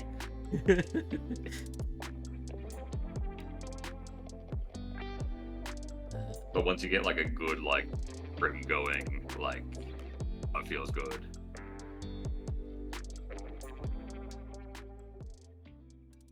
Sayori, you should paint a little bit.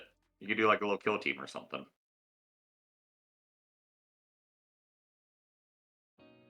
I suppose the Navy Breaches are a kill team.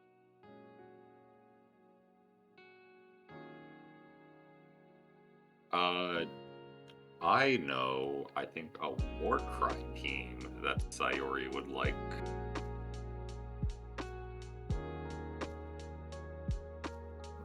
Not which secret level, because I'm scared it won't.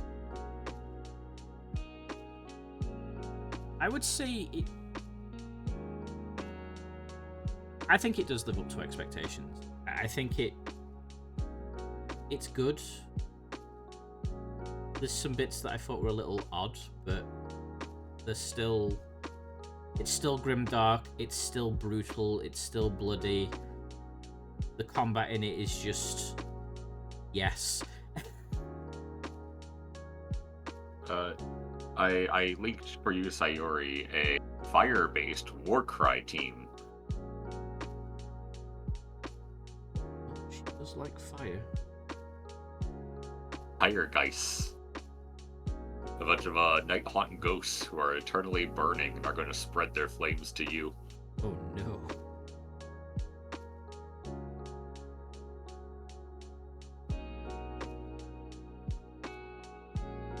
There is a cute one, the Warcry team. I actually do know of. A cute Warcry team? Yeah.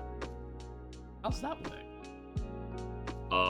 The Wilder Corp Hunters have a ton of puppies. Oh, okay. So I linked them in miniatures.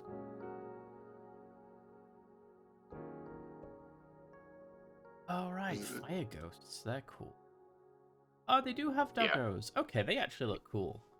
Yeah, no, they're puppies. Oh, there's your Archon. Is it an Archon? No, wait. Yes. The Eldar. I like it. See, that Eldar character makes me think of Ghost Rider, and I don't know why. Other than the skull theme.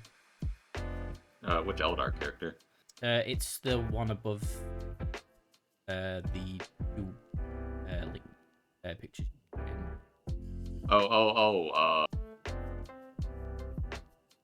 The I'm what? forgetting his name. Wait, it's not the The what? one Phoenix Lord. Yeah, that's it. Phoenix Lord.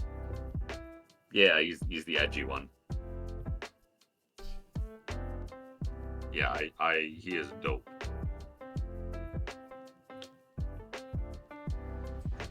How did I do screen? I don't know. Wait, yes, I do.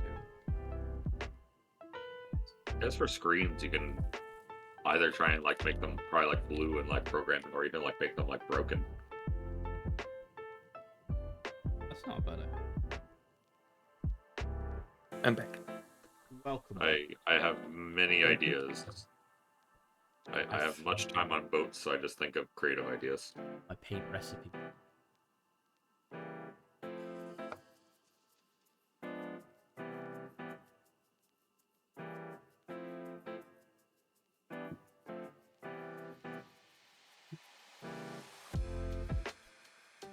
A night haunt.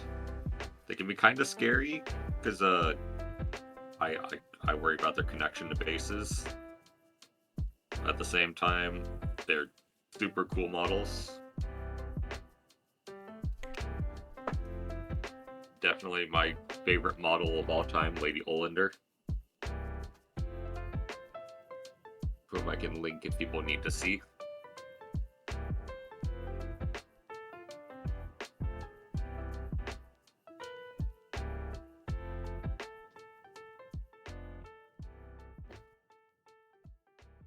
Yeah, Ada Sigmar just has amazing models.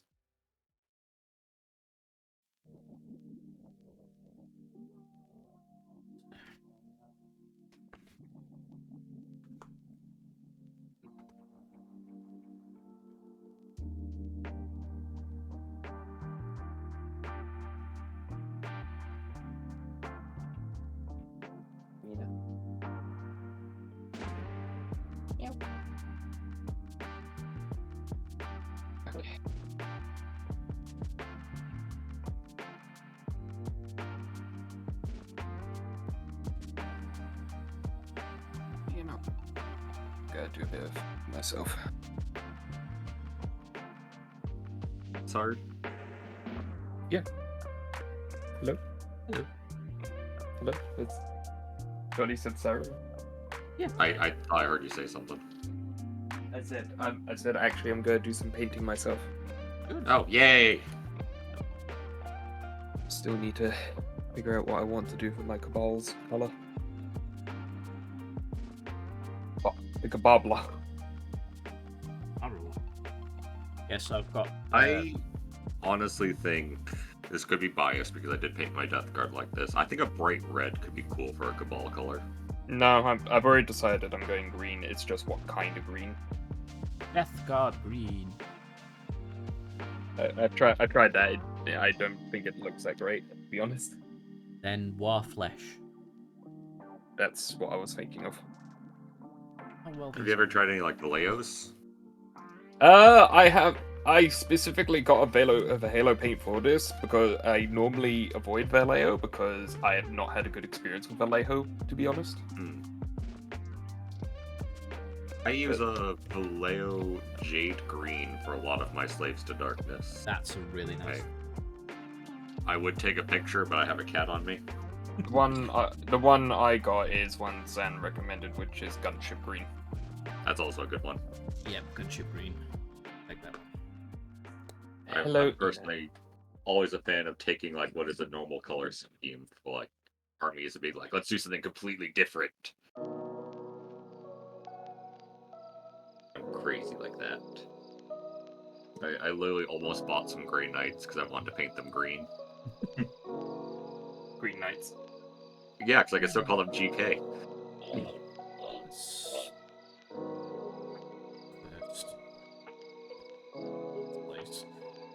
What's up, Eno? Why are you looking at me? Been attacked by a cat. No, it's I went downstairs. To get some water, and then she's just decided. Clearly now is the time to bother you. A tall, true animal.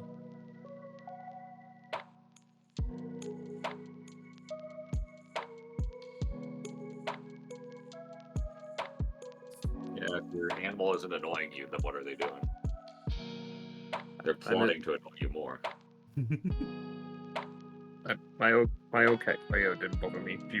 She was a cuddle bum, but she knew when to leave me alone. No.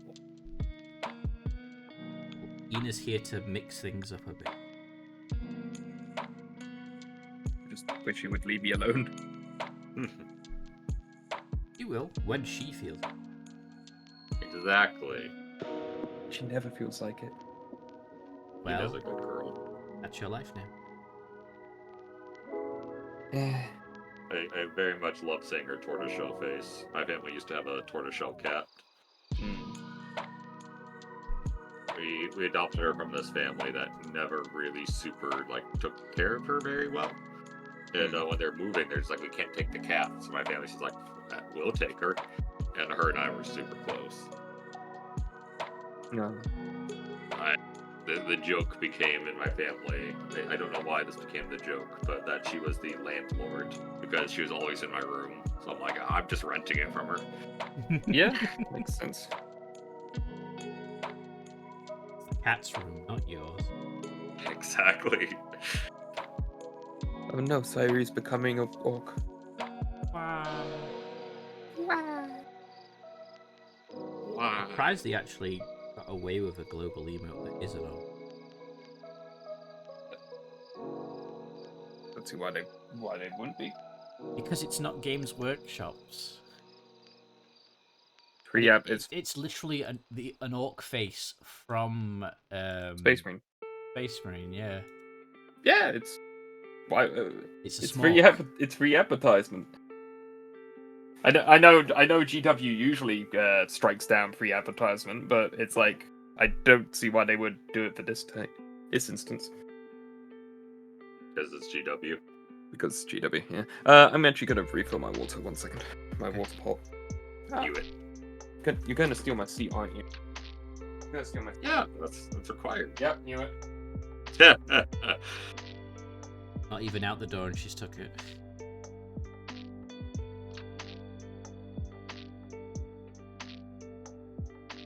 So cats be. Yep. What they want, they get. Were they? Oh, there's actually some pods that I've made. Easy fix. They're tiny as well.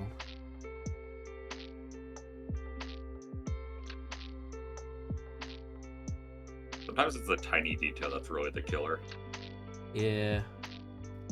Like, I remember when I was painting my Gene Stealer cults, I was just like, why is there so much little detail on these guys? Like, why does everybody have an armpit fire? An armpit fire? There's a little wire in every guy's armpit. Oh. And it's like, I'm painting it anyways because I'm a madman, but I'm like, no one's gonna see this. Why is this detail here? Oh. Zen!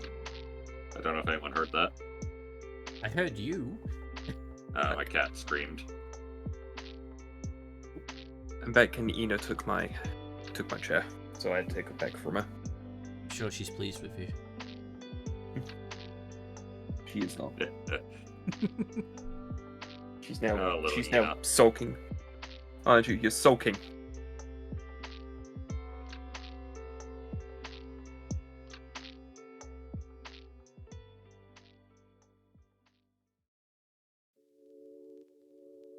She should sulk. That's horrifying. I remember he took a picture. Sorry, took a picture of her the other day, and it's like her wedged between him and the chair because she wanted to sit on the chair so much, and she looked so sad that she was there. Even though She that put herself she was in the that one. situation. Yeah.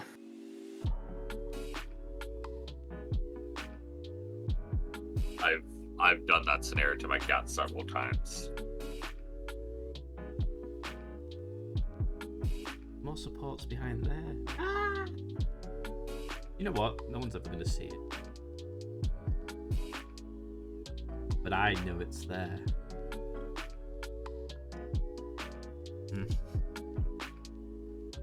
I hate that. It's not going to matter to anybody but you. Because it matters to you, it must go. Yeah. Teach you how it goes. There's always going to be a ton of details that you're going to see and no one else is going to. Yeah. or that is that you don't see but you know is there. Yes, that as well. It took me, like, for example, do you know when you have Space Marines and they've kind of got the guns across their chests? You can't Yes. necessarily get to the back side of that on the underneath. So Yeah. it's always unpainted. And it took me a very long time to be okay with that, because unless you're going to pick the model up with a magnifying glass, you're never going to notice. So I've been very guilty of just like blue tacking the arms and then painting that, and then gluing it on, and nobody will see underneath. Oh, Which makes things a lot more difficult. But I drive myself insane with it. These Necrons are gonna be the first. Yeah. I think these Necrons are gonna be the first guys where I'm just gonna glue the arms in front, and I'm just gonna deal with it not being there. There's nothing wrong with sub-assembly, because I think some models just really do need to be sub-assembled. Just so that you can paint them better. Like, I've got my Dragon Knight Lieutenant.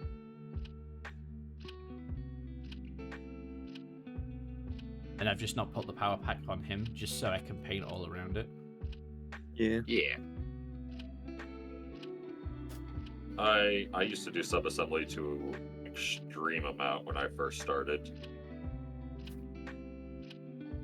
Like I wouldn't glue the legs on. I would just have like the body, and I'd have the body separate and everything.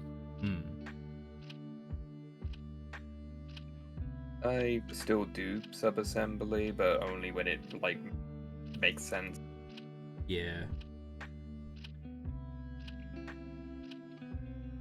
I really like this model. Random custom. Ooh, I like the hood.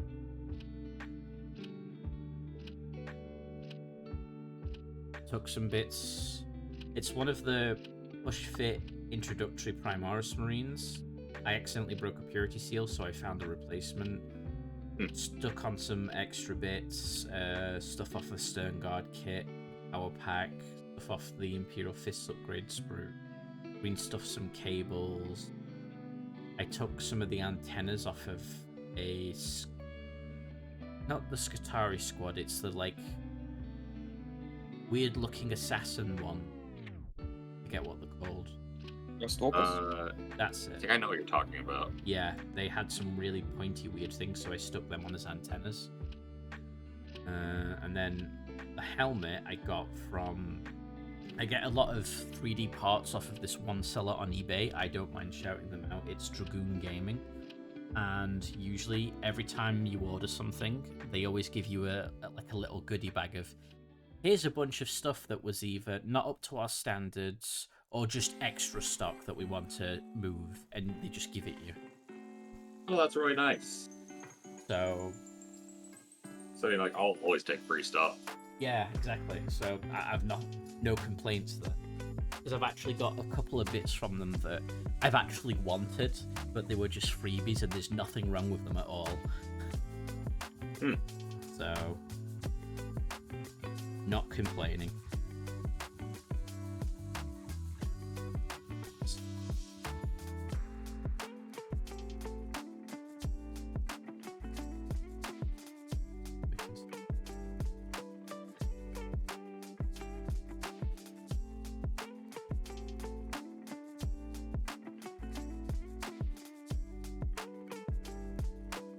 This is going to take a couple of streams.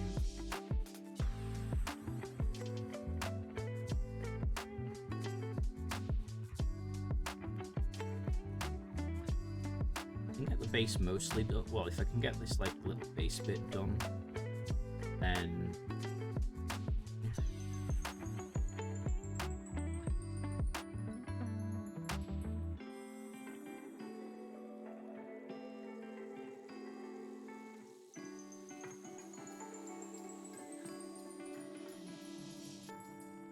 yeah, I see.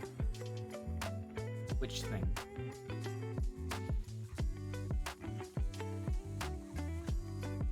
What did I show you?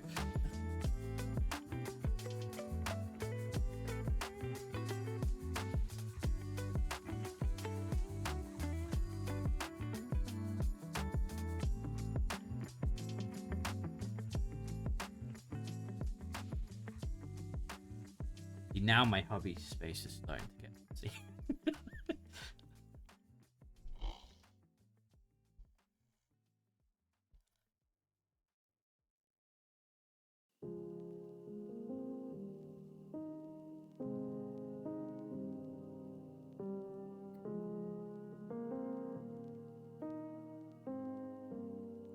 It's overflowing. Don't do that.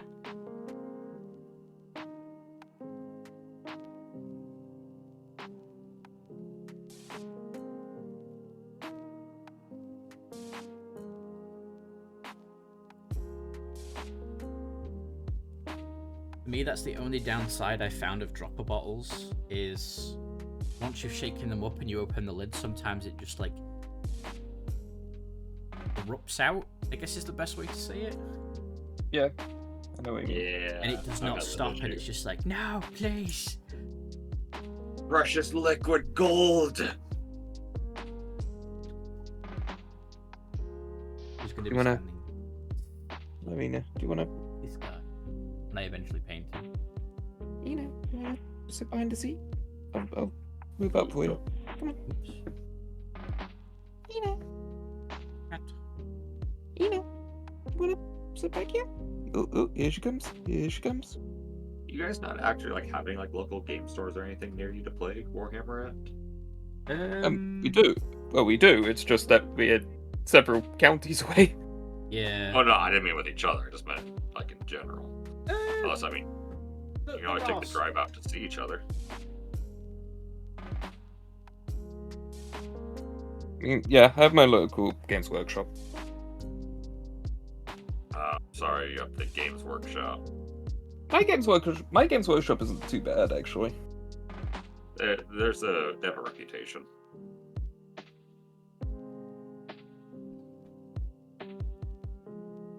Again, my Games Workshop's pretty good. Oh yeah. I just will tease. I will tease them.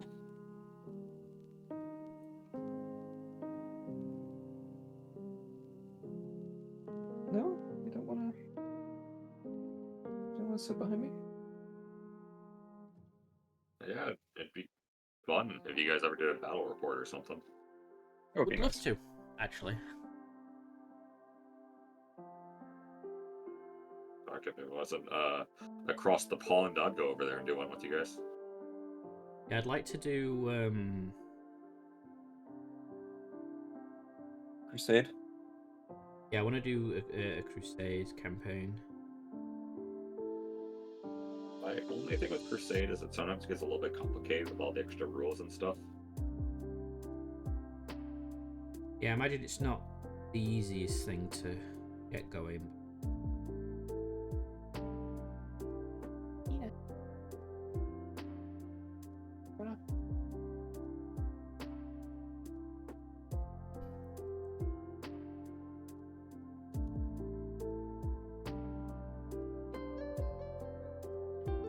You're gonna be a pain in my ass now, aren't you, Cat?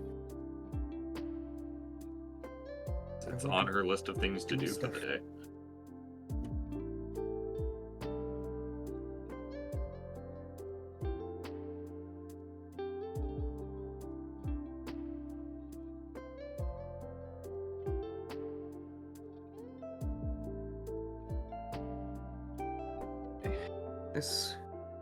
This gunship green is nice, but I don't think it's the kind of green I want for my Cabal.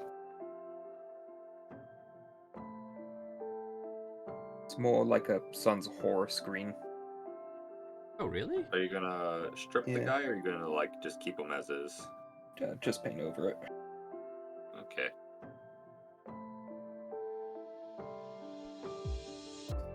There's a I Last only time really- I played with Darkness, I did a lot of test schemes, and I actually kind of enjoyed having like a few guys who are like a little bit like off color. Yeah. I kind of like the idea of like, oh yeah, not everyone's consistent. Hmm. Ina, get down from there! Oh. Ina's in trouble.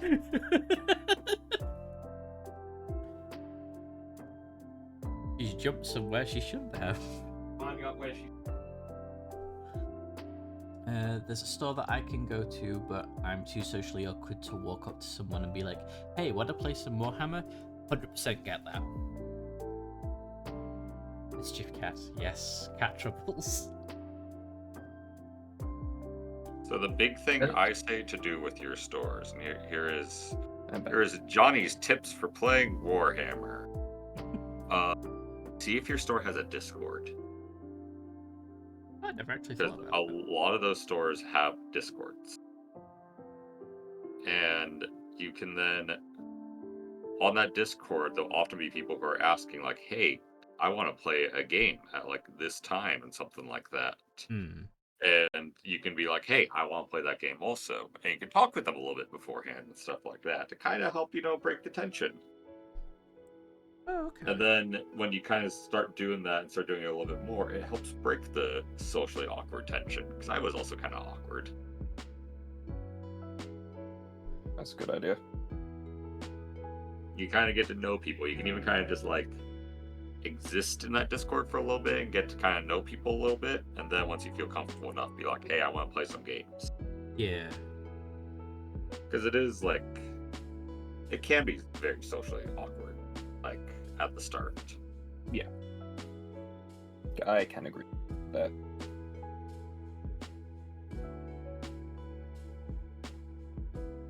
So I'm about the most That's kind of socially what I awkward did. I kind of also had person to go through some. ever. I had to go through some stuff because I didn't know.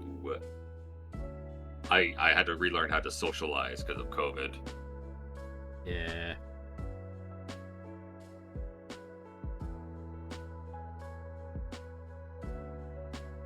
So let's try. Okay, so this on its own, the country green's not that what I want. Maybe if I put Nolan oil over it. Washes can help things look better. My anxiety gets the better of me cleanest. I think probably what the main thing for me would be is not actually playing with a stranger. It's that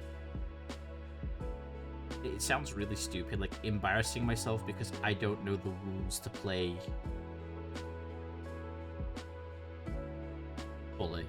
And it's like, I don't know, I guess for me it would be like, well, I always have the automatic assumption that everybody else knows what they're doing, which is a really bad one to think, but I do. I mean, same. So it's like, I feel like I don't want to waste this person's time by not knowing what I'm doing. So there is an easy solution there. Say you need a beginner game. Say you need a tutorial game. And then they know, okay, you don't know as much. So they should take it easy. My first day, go easy on me. Alright, we're going to put you up against this highly competitive Eldar list. Oh no. Oh no. Sorry, Eldar aren't competitive anymore. Oh, that's good. 1 second. I feel like the cat's really annoying him. Free game that idea. Done misbehaving. Posted the reason I'm not playing Warframe. It's called like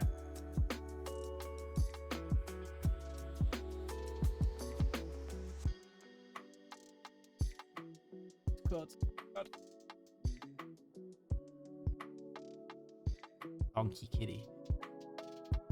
And that's another Donkey Kitty. Ah, that's why you're not playing PC games. Just a giant cat laid across your keyboards. Sorry, you'll never play games again. You're done playing games right now, human. Yeah.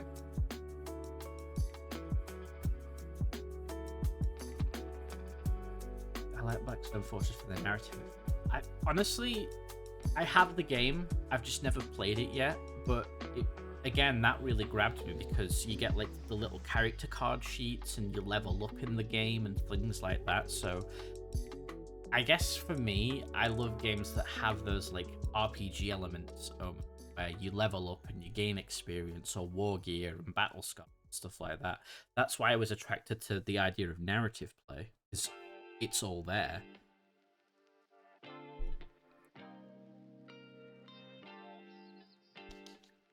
I do need to try Blackstone. I have the contents for Blackstone Fortress. I've just never been able to get anyone to play with. I don't have the minis though. I was just gonna use my own minis. Yeah, I got. Which one have I got? I got the main box. I got Blackstone Fortress Ascension, which is the giant spindle web dude. And then I didn't get any of the other expansions because I didn't know I really wanted it at the time. It's one of those afterthoughts. It's damn, I should have got that. And which, let me find it. As long as it's not too far into my pile of shame, I can probably dig it out.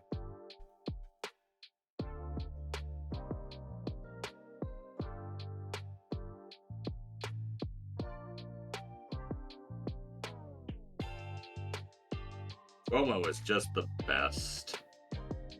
Yeah. If I could FOMO everything, I just would.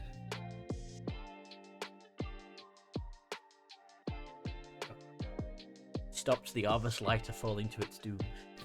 Yay! Yay. I'm so excited about the plastic one. Oh, so am I. I've not built it yet, but I got that off of eBay, and it was still factory sealed. Oh. Hey! That's Yes! awesome! Zot. I love the Zote.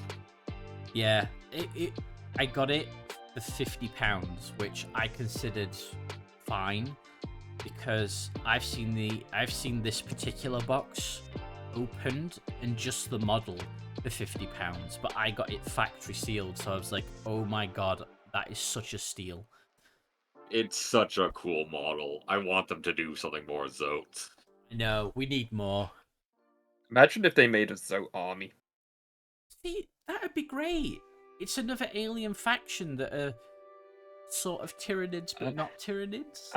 But Zen, you said the magic word. It's an alien faction. Ah, yes. You can't. It's like no, I can't possibly have more alien factions. I That would take away Space Marine sales.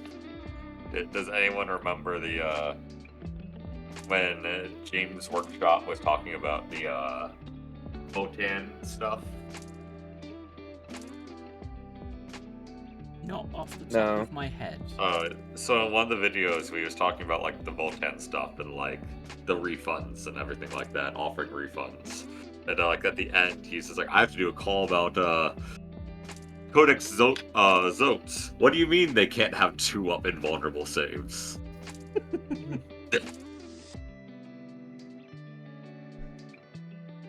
Every time I think of Zotes being an army, I think to that. I'm just like, please give him a 2-up invuln save just for that. Just for that joke, only I remember and no one else does. I mean, Dark Elder have a 2-up invulnerable save. You know who else does? Makari. Oh right, yeah. Bakari, York.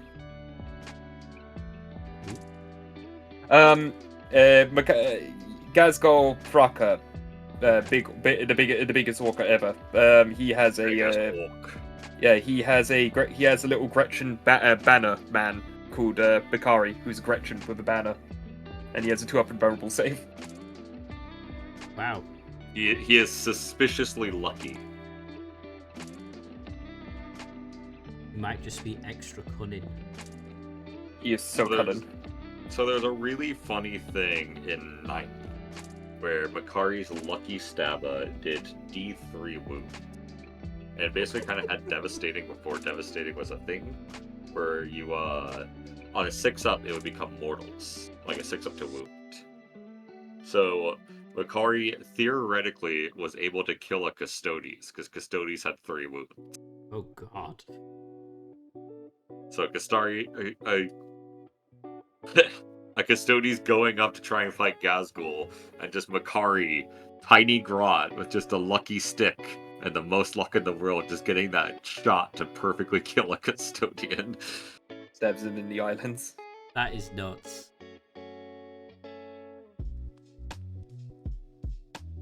Let's have a look. Yes. It and other adventure stuff like Warhammer Quest is... Warhammer Questline stuff is generally good. Silver Tower, I've never played it, but it's very good. It's good because you can run it as a DM, and for adventurers, help get my friends' kids into... Oh, nice. Nice. Oh, you've got all the Blackstone Fortress. Because the Rogue Trader originally was a Blackstone Fortress expansion. It was. I don't remember what the other expansions were. Actually, no. I think it started off as... I think Rogue Trader started off as like a Kill Team expansion, and then it became Black Fortress.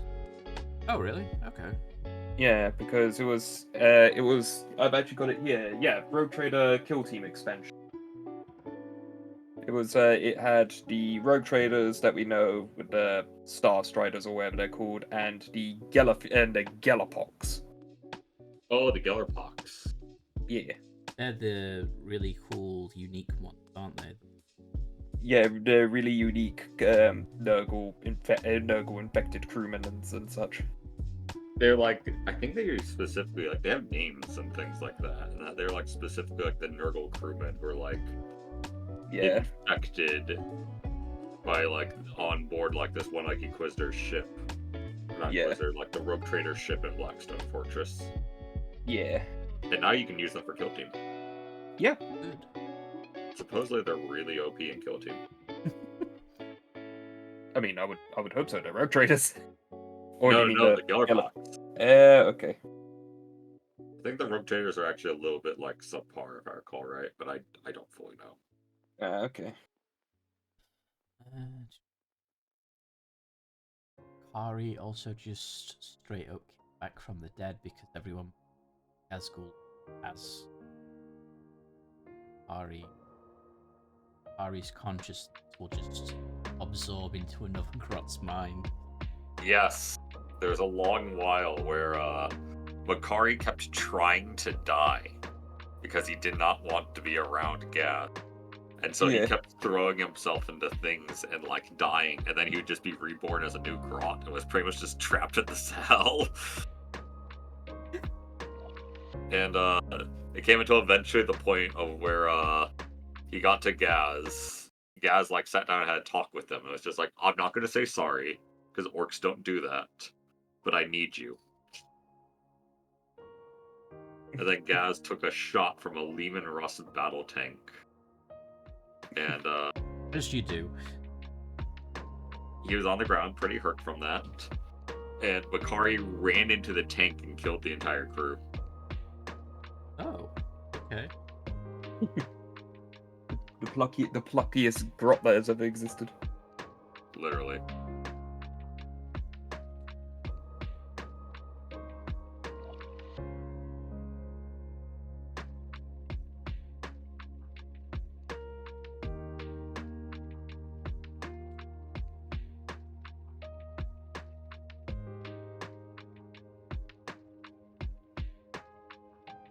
But I like Grots.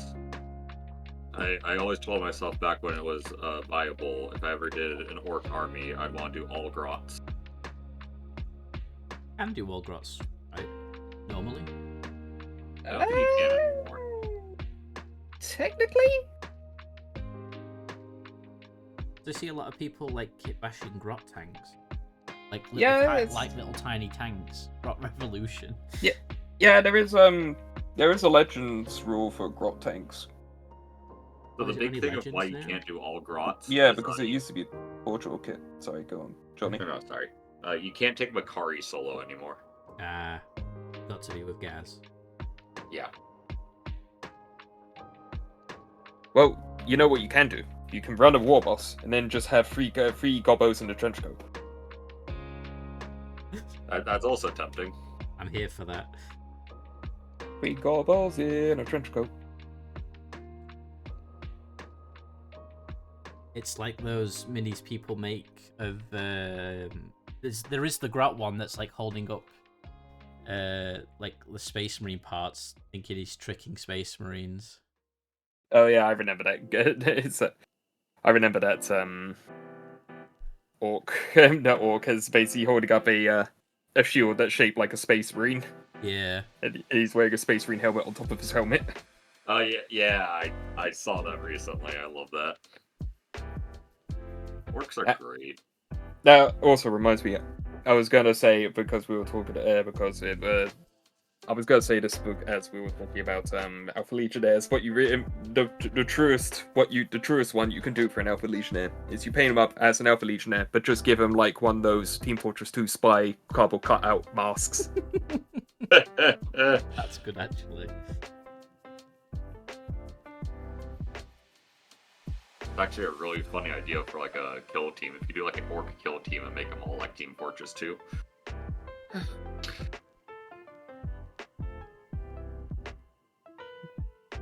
I wouldn't actually mind seeing that, honestly. Just orcs dressed up as Team Fortress 2 characters. It'd be funny.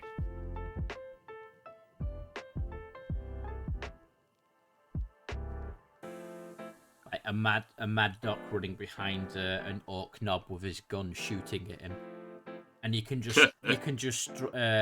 paint the knob like all red.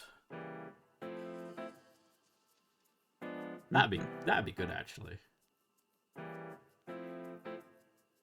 I'm picturing like the knob is like he's only getting powered up because the pain boy said he's powered up. The pain boy injected just like oil into him. He's just like, all right, using super mode now. He believes he's super. Where they fitting?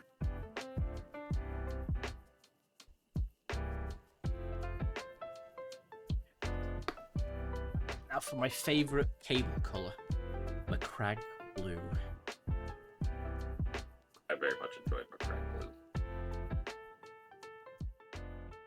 It's one of those old school colours that has never changed, I think. Don't quote me on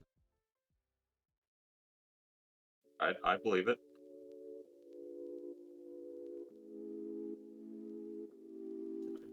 It's what I painted my Chaos Space Marines in. Oh, you use Macragge Blue for those ones? Yeah, because they're technically Ultramarines. Technically. For my Adherence Reavers, which I assume I've talked about, because I love my Adherence Reavers.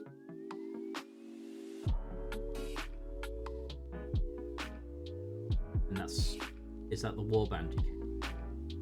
Oh no, they're canon. Oh, the canon, okay. So they were in like the 7th edition codex. They have like 2 pieces of lore, and that's it. Oh. And they're the only Ultramarine trader warband with a color scheme. Specifically, they come from the Sons of Guilliman chapter, which is, close enough. Ultramarine stock. Yeah. And I'm just like, yes, these are my boys. It's always weird hearing, like, an Ultramarine successor chapter going to Chaos. Oh yeah. It doesn't happen often. I mean, I don't see why not. Most of the Space Marine chapters come from the Ultramarines. It doesn't happen often because GW doesn't want to be like, oh, Ultramarines doing something bad. No. Yeah, but it's literally in the Ultramarines lore. It's most of the chapters that exist today. A good portion of their gene stock comes from the Ultramarines. The majority of Space Marines in the galaxy are Ultramarines. Yeah. I find really part of lore I don't like. Galaxy's just Blue Devil. No, Arclight, what's your favorite Chaos Legion? Oof. I started Black Legion, and I would say they're still my favorite just because Chaos Undivided. Favorite Chaos Legion is Dark Angel.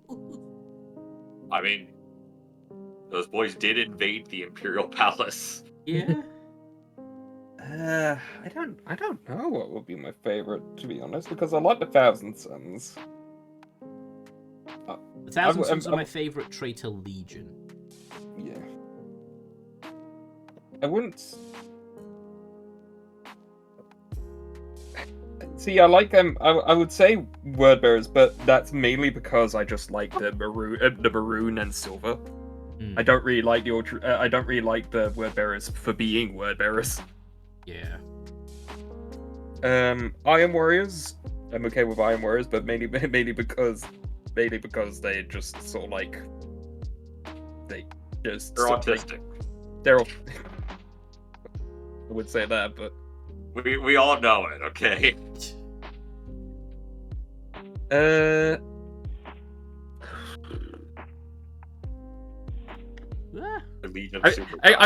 I would say Night Lords, but again, that's not really the case. It's not really the case because I only like Talos. I miss Talos. Yeah, it's Talos and Sevatar. Other than that, I hate the Night Lords. Talos and Sevatar. Sevatar is the first captain of the. He is the Abaddon. He is the Ahriman. He is the Typhus for the Night Lords. I personally think he is my favorite Marine of all time. He is also on record the only person to have ever beaten the Mary Sue at his Sigismund. Yeah. By headbutting him in a duel. Oh yeah, because it was like, I remember that story because he didn't expect it because he expected him to fight fair. It was by a duel, so it's like, there's like things for it, and Sevatar just got bored while fighting him. I just headbutt him because he pretty much told Sigismund later, like, do you really expect your opponent to fight fair? Yeah, I really like Sevatar because that is just like, is fighting Sigismund on a standstill for ages, and he's just like, you know what's just, I've got places to be. Just headbutts his Sigismund. He was also the Marine who coined the phrase "death to the false emperor." Yes. Oh, that makes him an important guy then. Yeah, he is also the one Marine that could get away from back-talking Conrad Kurz. Yes, he legitimately would tell Conrad Kurz, like, when he was being a bitch, when he was not, like, when he was doing something wrong. Like, he legitimately scolded him and was just like, you're doing the path that you just find really easy. Yeah, like, it's you're not a hero, you're not, like, saving anything, you're not performing justice. There's many other ways that you never considered, but you're doing what is easy. We're just murderers and, like, thieves. Like, we enjoy doing this. We're not trying to do any moral justification, but you, on the other hand... Yeah. Which is... And, like, Conrad Kurz is, like, unable to speak back. It's genuinely amazing. Yeah, it's I just like it's like I had no choice. He goes like, what other things have you tried? You haven't tried anything. Yeah. Meow.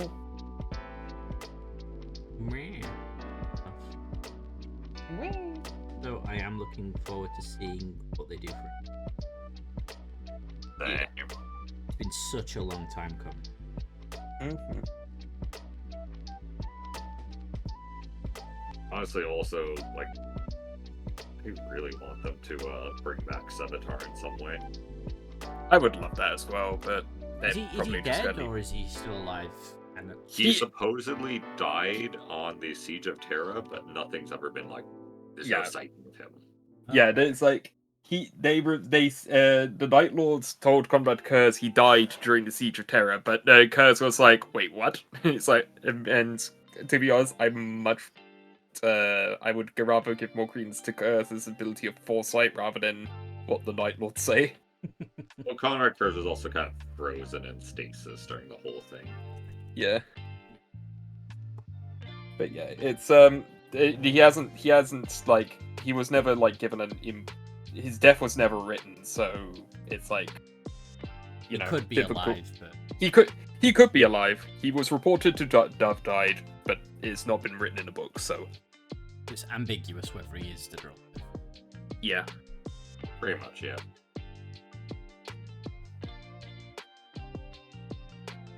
But it would be pretty dope if they brought him back as like a good like character for like representing like Night Lords. I would actually if that's ridiculous, actually did an hour dedicated to Sevatar, so I would just recommend watching that because he's actually pretty good. I'll link it to you. And then is Talos the Night Lord that broke out of his cell to kill someone and then went back into his cell? Oh no, that was Sevatar. Oh, that was Sevatar. Okay. Sevatar befriended a girl in like the cell across from him, and the jailer was like beating her and doing terrible things. And so he literally broke out, beat the jailer, and then just walked right back into the cell, which is pretty much his way of being like, buddy, anytime I want, I can hurt you. Like, you think you got me in here, but no. You don't. I'm here because I want to be, not because you've got me. Yeah, Talos is he's an apothecary actually. He's Yeah. Oh, really? He's an apothecary. He's the star of the Night Lords Omnibus trilogy. Oh, okay. And he is also he is also noted as being like one of the best written characters in 40k has ever seen. Okay, now I have to get that book, that anthology even, or trilogy. Talos is really good. He's really interesting, and that he doesn't like. It's weird to describe, but like for example, he like doesn't fall into like the Black Crusades of like Abaddon. Purely because Abaddon can't convince him into it like he can with normal Night Lords, like with normal other legions. His brain is on just too much of a different level. Not like a smart level, just on like he's different. He's a different boy. Yeah, Talos also wholeheartedly rejected all four of the Chaos Gods to their face. Yep. Really? Except for Nurgle, who just like, nah, I'm not gonna bother. I'm not asking.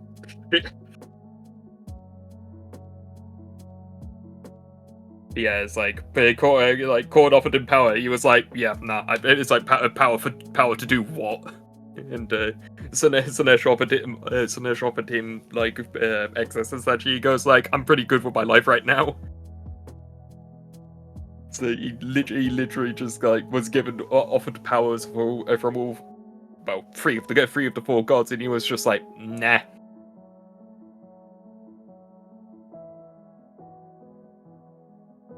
He also had a big gift of foresight akin to like Kurz as well. Oh yeah, because he could always see into the future, couldn't he? Yes. Kurz could see into the future, and Kurz always saw like a bad outcome. Yeah, it's the main difference between him and Sanguinius. While Sanguinius was like, "Oh, this is potential. Yeah, I can see the potential for the future." Kurz always saw the bad outcome. Yeah.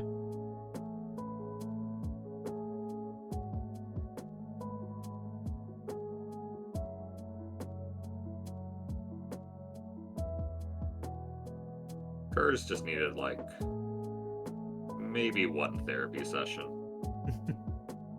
I mean, you got a therapy session from Sanguinius before you threw him into a stasis pod. No, that was Sanguinius saying, "I hate you." Oh yeah, I mean that was after the therapy session.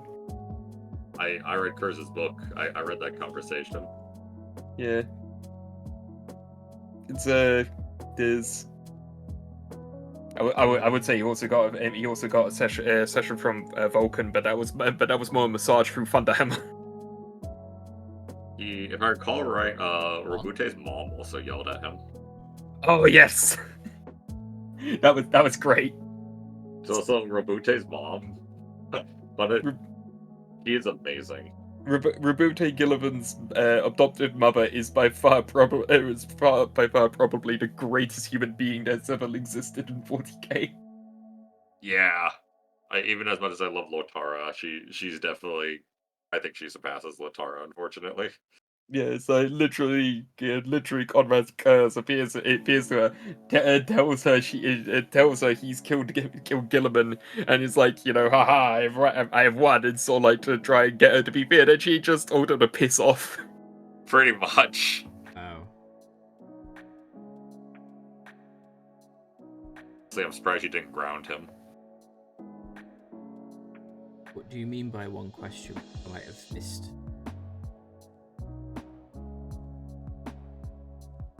Totally see like her just being like, Conrad Kurz, you caused a revolution on this planet. You are grounded. No, mother. Mother, please. One. Starts with one thing. A lot of me wants to hate Robute, but he honestly just has a lot of good down-to-earth moments. See, the thing is, it's like the only. I know it's like hip. I know it's like hip and funny to hate on Robute Gilliman, but honestly, that's not the only thing that's wrong with him. Is that he's a Boy Scout. That's literally the only thing wrong with him. It's like it's the same reason why. It's the same reason you can't really hate Superman. Yeah. Gilliman is Superman. Damn, who knew? Yeah, I mean, basically he is. I It's mean, just he's just Superman, but he's not afraid to get his hands bloody. I just think about there's a moment I remember once where Robute was like trying to have a conversation with his mom, but he's like trying to sit on a bench. And he's just like, "This is too small. Like I'm too big for this. I can't make this work." He's just uncomfortable the entire time. This is like such a fun moment. Yeah, Carrie's big mom and son energy.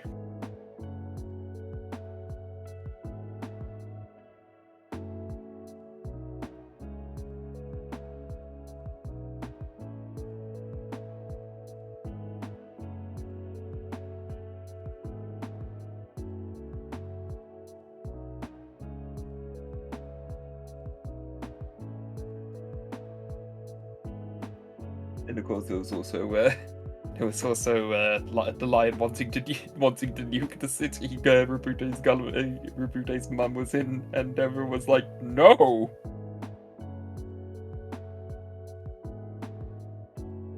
I remember that. Yeah, it's when Kurz got loose, on the crag, the lion's first response was, "Let's just nuke the city and be done with it." And everyone was like, "No." You should go look at Ark's Grey Knight in mid. It's Okay. Shall have a He's even look. got the purple fire on the sword. Badass. Purple.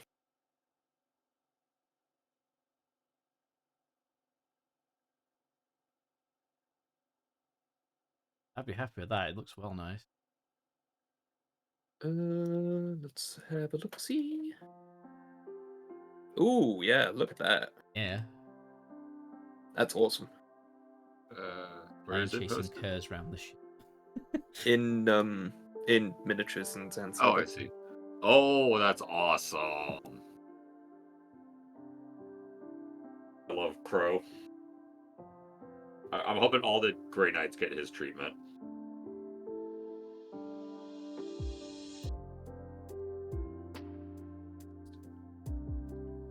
I really hope if they do, when they do refresh the Grey Knights, if they do refresh the Grey Knights, they keep them as firstborn. I think they will. They should keep them as firstborn. I have this really funny feeling that out of all the Space Marines kind of getting phased out and becoming just Primaris, they're going to be the only ones left that stay firstborn. I don't know why, I just have this funny feeling that's the case. I think it's just because they're so secretive, and I think they kind of involve a few different processes than a normal, normal groups. I would love them to get like the upscale treatment for the Terminators, definitely. Oh, Right. absolutely. They're definitely going to get upscaled. That's for sure. I would very much doubt that they're going to keep them in their short, squatty squatty sizes. But yeah, I want them to stay firstborn. The big thing I just worry about is bits, because it's like I love how many different weapons they have. Like I totally would want to do a squad with just all Falchions. I feel like they wouldn't keep that. Yeah, Games Workshop has kind of decluttered the sprues. They've added more, but taken away a lot at the same time. Yeah. Which, to me, really hurts, because I love bits. Yeah. And the Grey Knight kits are actually one of the best places for bits. Absolutely. Yeah, I feel like a lot of their sales are just people buying them for bits. Yeah. Like I said, it's what I've started doing, and it's been one of the best financial changes I've made. Because instead of just buying the odd bits and bobs off of eBay and it costing me more in the long run, I'm just buying the entire box and calling it good. Yeah. They'll make the mono pose. Yeah, that would be the only thing. It's like, I don't mind mono poses to a degree because you can change them somewhat. Like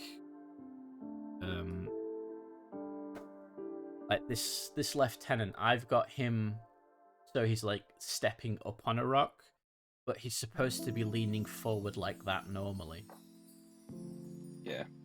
It's like, just by changing the pose and forcing the model to stand up, you can sort of get away with changing the mono pose.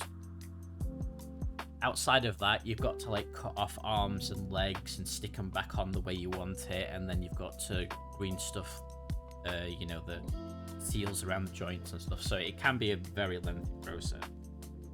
Yeah. Not everybody wants to do, and I understand that completely. Green Knight halberds are good for making psychers. Yeah, that's what he's got. That's Damn, that's what I should have done. I just made my librarian. Oh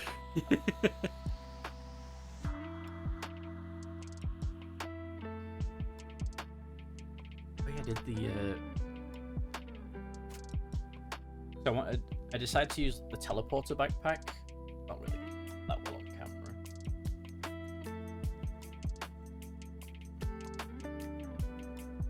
So I wanted it to fit in with the Primaris more because the first one power packs are really small. So what I did is I put off the vents off of a Primaris power pack and stuck it onto the Grey Knights one, and it just makes it feel scaled correctly to Primaris. Just because it adds that little bit of top armor on the vents, which I don't know, it's just a nice little touch.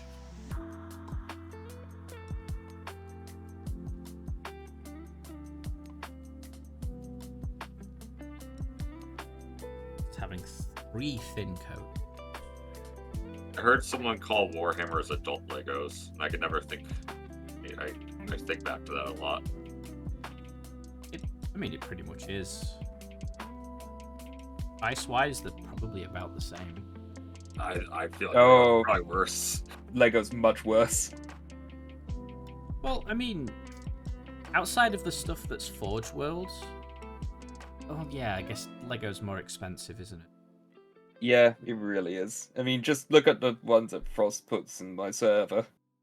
It's like, hey, look, there's this new Lego kit. It's like a droid, and it's a Star Wars B1 droid, and some like very small tank. It's $150. Yeah, I see those, and he's just like, this price is amazing. I'm like, oh my god. I mean, when you put it that way, fair. It's just like when you have something like the size of a land speeder and one little Lego toy or Lego man that's $150. I'm like, oh boy. I used to love Legos as a kid so much. Oh, I same. want to like still do them as an adult, but one is price and two is cats. Yeah. I imagine cats the bane of Lego's existence.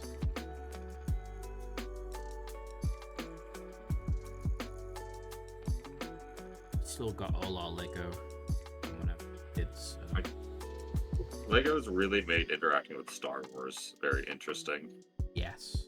Because it'd be like, oh, I see this ship in a tiny scene in the movie. Here's the Lego of it.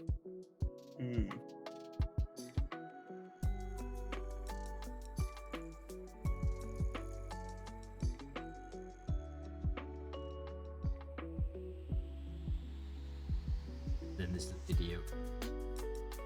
Yeah. Which, I actually think the Lego video games are actually good. Oh, I think I heard somewhere, like, I think they're free on Steam or on Epic or something like that right now. The Skywalker Saga, I don't think it might still be the free one on Epic right now, but it was free, yeah. I wouldn't miss it. The problem I have with the Lego video games is that when you played one, you've played every single one of them.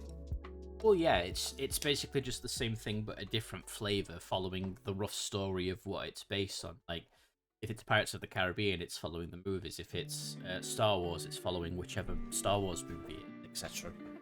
Yeah, I know, but that's probably why I'm also gonna stop painting. Got a headache, but that's why I'm sort of like I just stopped caring about the Legos video games, because again, it's like, okay, yeah, cool. It's a new Lego game. It's a new Lego game. It's got fancy new graphics. It's set in this franchise. It's just going to be another Lego game. There.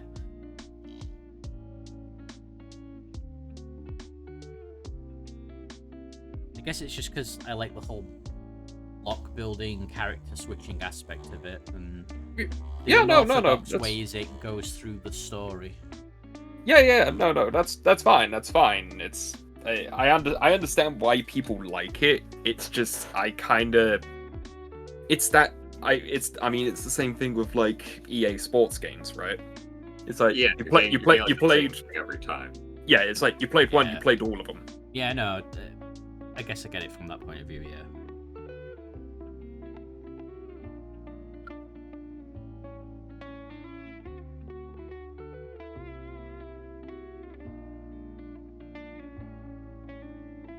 Yeah, I 100% get that.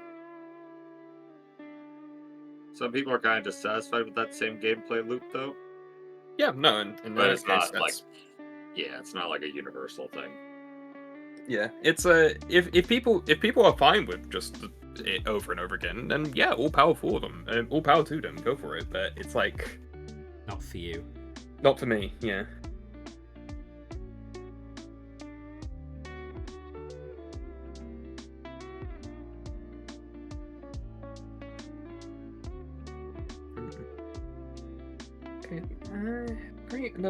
Green with the normal works well, but maybe I should add like a dark khaki for the fatigues. Khaki. Yeah, I'm just thinking of what else to. Honestly, I probably should have like done the fatigue colors and all that stuff first before putting a wash on the armor. I'm just sort of like trying to decide the armor color. Yeah.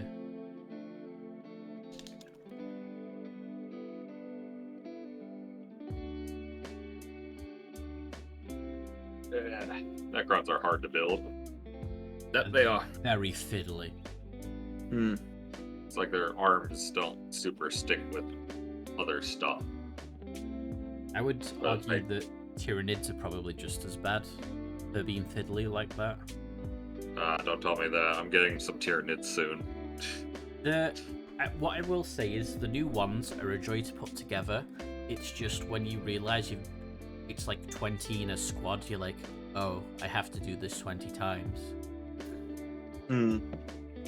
So I'm gonna be getting so because of that final day's Gene Stealer cult stuff with the Grotness, Yeah. I finally have a way to play my Gene Stealer cults in a way that I want to play them because I really don't like the new codex, and so I'm excited for it, but I'm gonna need some Tyranids.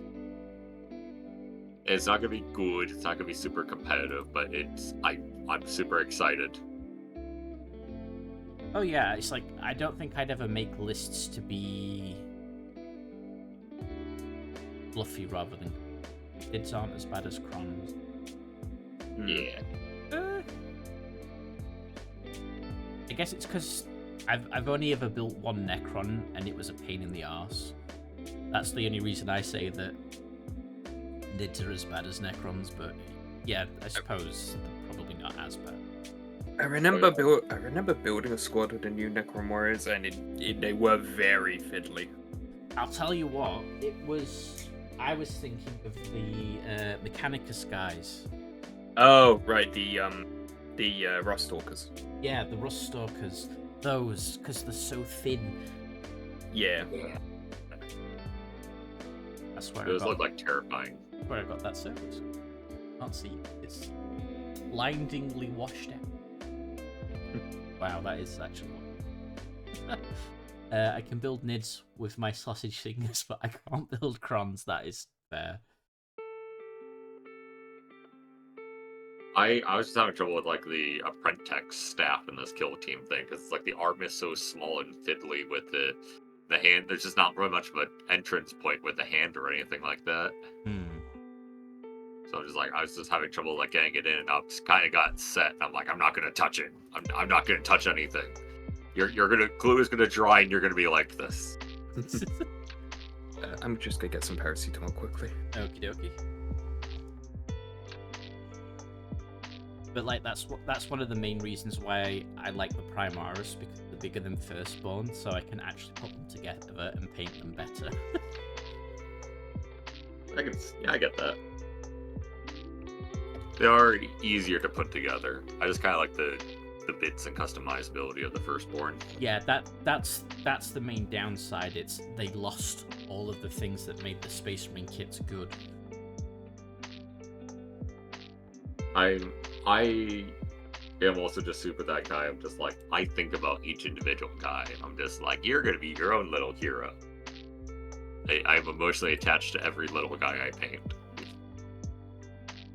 I wish I could be like that. Don't be, it's insane. Yeah, but it sounds fun because you get to make a story up for each individual person, and I like the idea of that. Yeah. You're already doing stuff like that, when you're thinking of when you're playing all the green stuff on your ATV and you're thinking hey, here's what the scout stuff is for. Oh, that's true.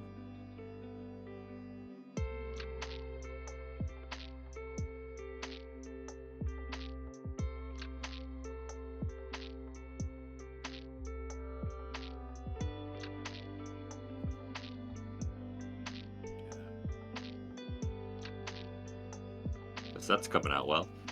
Hmm? Your set's coming out well. Just like starting to add in the base colours for all the little... Oh, I just noticed the stocking. Yeah, it's got the little stocking on the side. Oh, that's cute. Yeah. And I've got some water transfers that I'm going to put on the two little screens there as well. Oh, nice. Yeah, it's... I showed them it. I saw them a little bit earlier. Yeah, I'm probably going to use the black ones. I'm not sure which ones. I'm going to use this, hard to see, but there's a little padlock sign. So I'm going to use that on the button panel. And then I'll use one of these information screens on the other screen itself. Use the intruder alert so it's like Santa's on the ship. Oh, that's a great idea. Yeah, I'll do that. Intruder alert. Santa's here.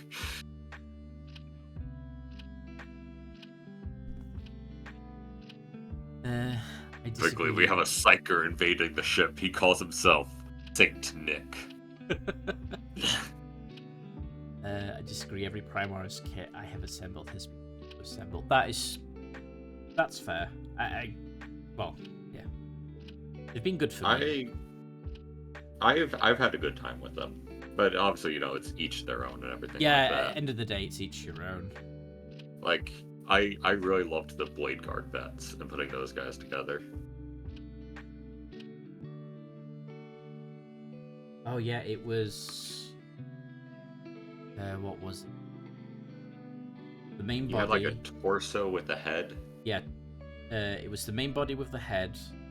Then it had the backpack, gun arm, then base. I mean, yeah, that's 4 pieces.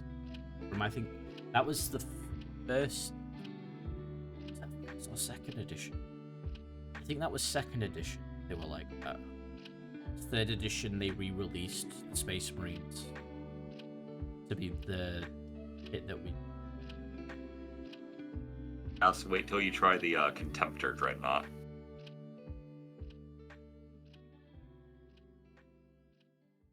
The Contemptor is like you have to like construct every little piece for the arms, so that way then you're able to like pose them and stuff like that. You have like 1,000,000 pieces for the legs. Like, if you ever look at the sprue for that thing, it's madness.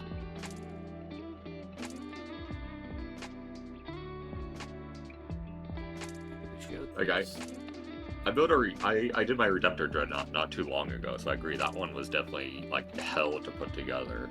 But I think I still definitely had a worse time with my Contemptor Dreadnought.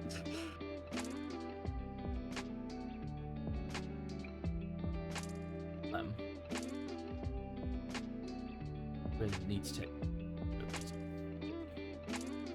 Oh, definitely.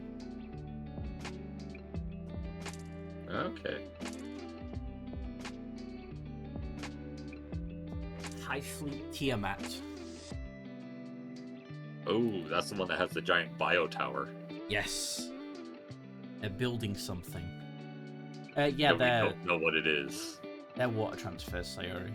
Yeah, the Mechanicus came back and they're like, yeah, we're gonna just blockade the system because it's not a good idea to go there. Yeah, the Deathwatch tried to go in and nuke it and like all died. Yep. I have built the Gemps sword boat.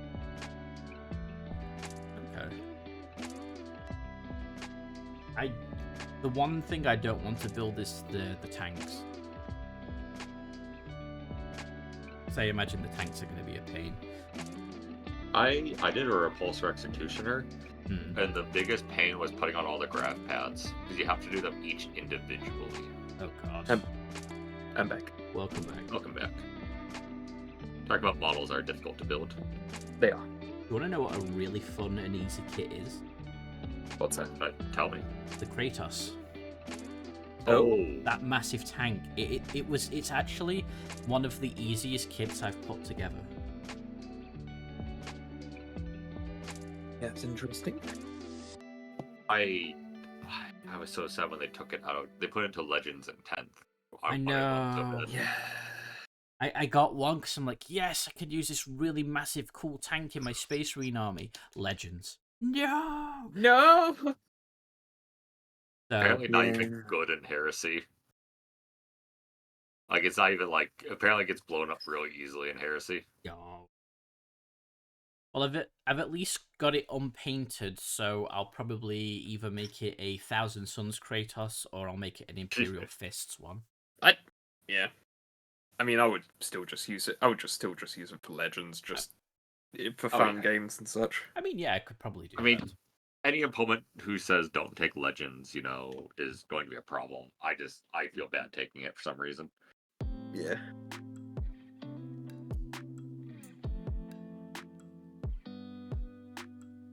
I actually built a Leviathan for my Brutalis.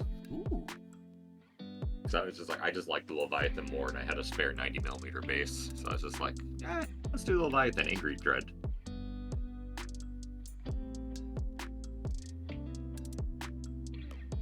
Brutalis. The Brutalis is a nice one. I think, is the Brutalis Dread not the one that came in Leviathan? That is the Ballistus. That's the yeah. Of course. Right. Names are very similar though. I Like, know all the names are very samey. I've got the ballistas. I feel the design team should have thought a little bit more through that. They should have. Vehicles are having a rough time in Heresy right now. Everyone except SAU. Oh, everyone except. Oh, Solar Auxiliary have really good tank killers. Solar Auxiliary doesn't have good tank killers? I figure their good tank killers are their tanks. Is the Malkador not a good tank? Did they just put that one in plastic too? Yeah, that's They a did. plastic now.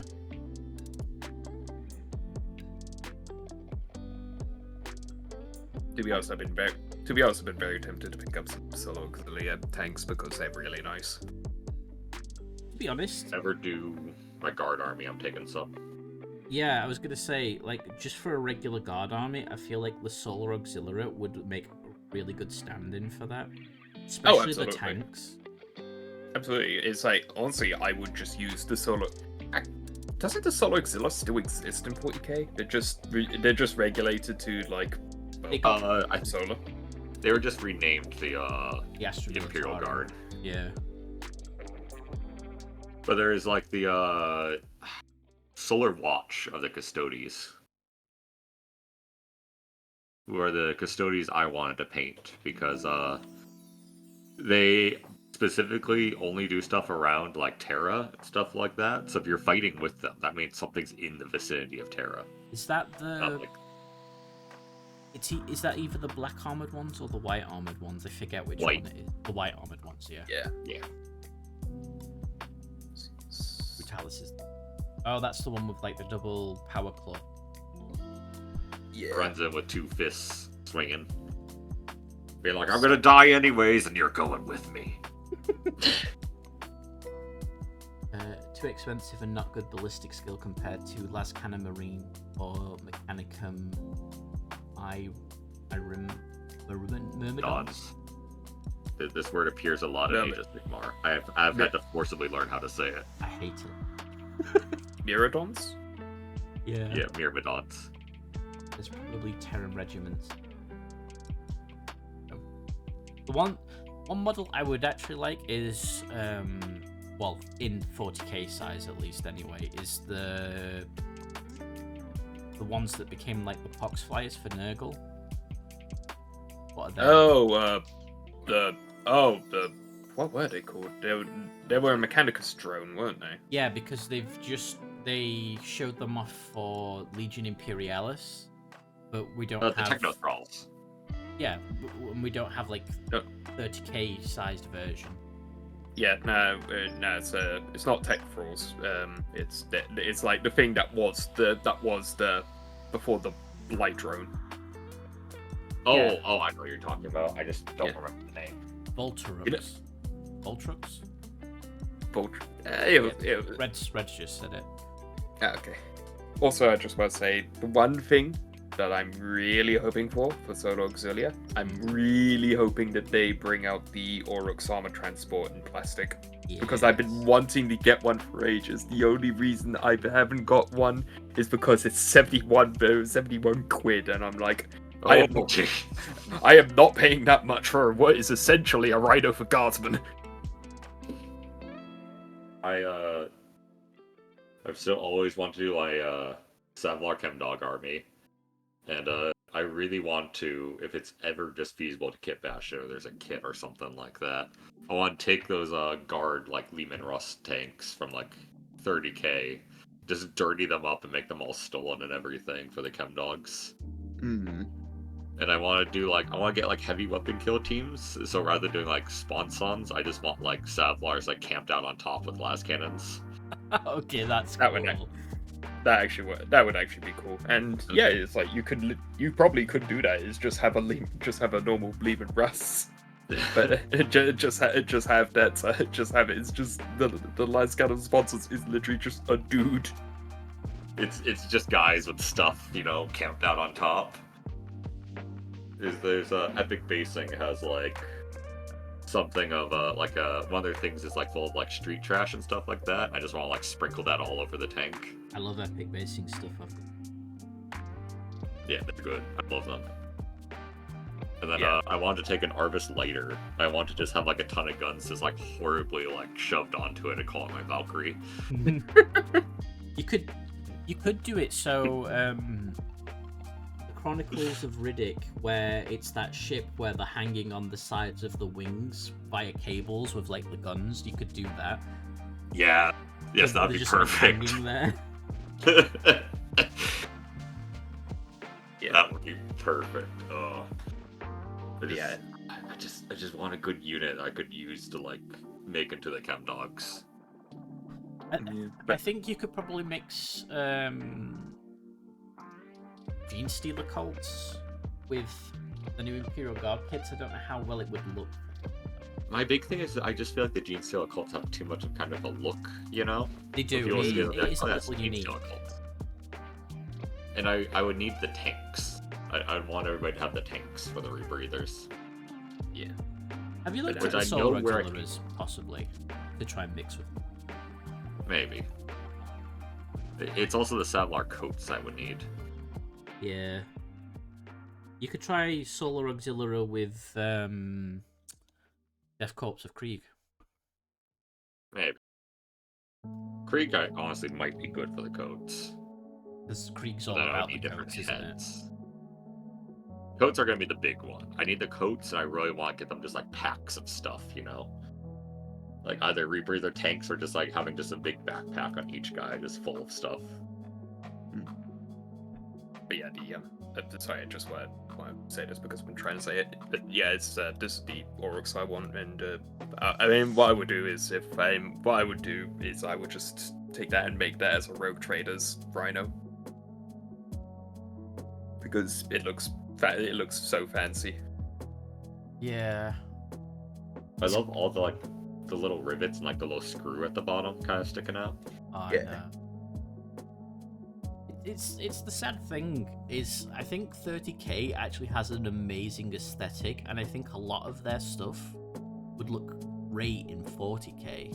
And sometimes I just can't fathom why the designs changed so much between 30k and 40k. Well, I guess religious fanaticism Yeah. in terms of the Imperium. It's there's a lot of things they have that are just so individualized and so unique that it's just like I just really want to see this more in 40k. Like I look at like the Blood Angel stuff and like they have such cool like bits on them, such cool like specialized helmets and like trim and things like that. And I'm like, this still feels like it's in the personality of Blood Angels. Yeah.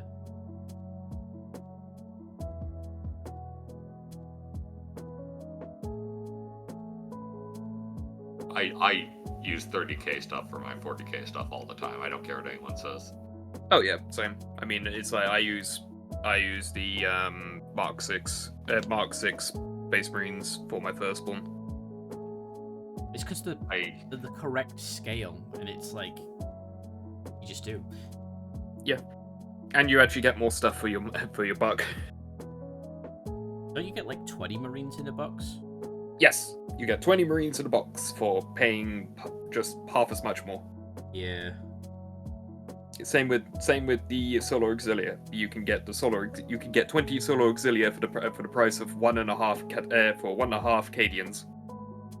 I personally always say get the old Terminators because you can get like in America here you can get 10 Horus Heresy Terminators for like $80 compared to like where you get 5 for like 60. I mean, cost wise, yeah, but they're not. I'm just gonna be blunt. They don't look good. I like them. Terminators? Yeah, the old Terminators. I mean, it's like Cataphractory. I understand some people's. I understand some people like Cataphractory armor, and remember these are all scale, so they're tiny. I personally don't fret about scale. Yeah, but the Taurus, I don't like the Taurus Terminator armor because it has the same design aesthetics of the Contemptor Dreadnought, and I hate the Contemptor Dreadnought. See, I like the Taurus ones. I use Yeah, that that's for fine. my Chaos Terminators. I use Tartarus. Yeah. Because mean- you can use the Tartarus with the arms of the new guys, and it'll work, compared to with the Cataphractii, you need the low tassels. Yeah. So I was able to like mix and match a few like low weapons for the accursed weapons. And hey, you can if you and they also use the same armor mark for the Scarab Occult Terminators. Yep.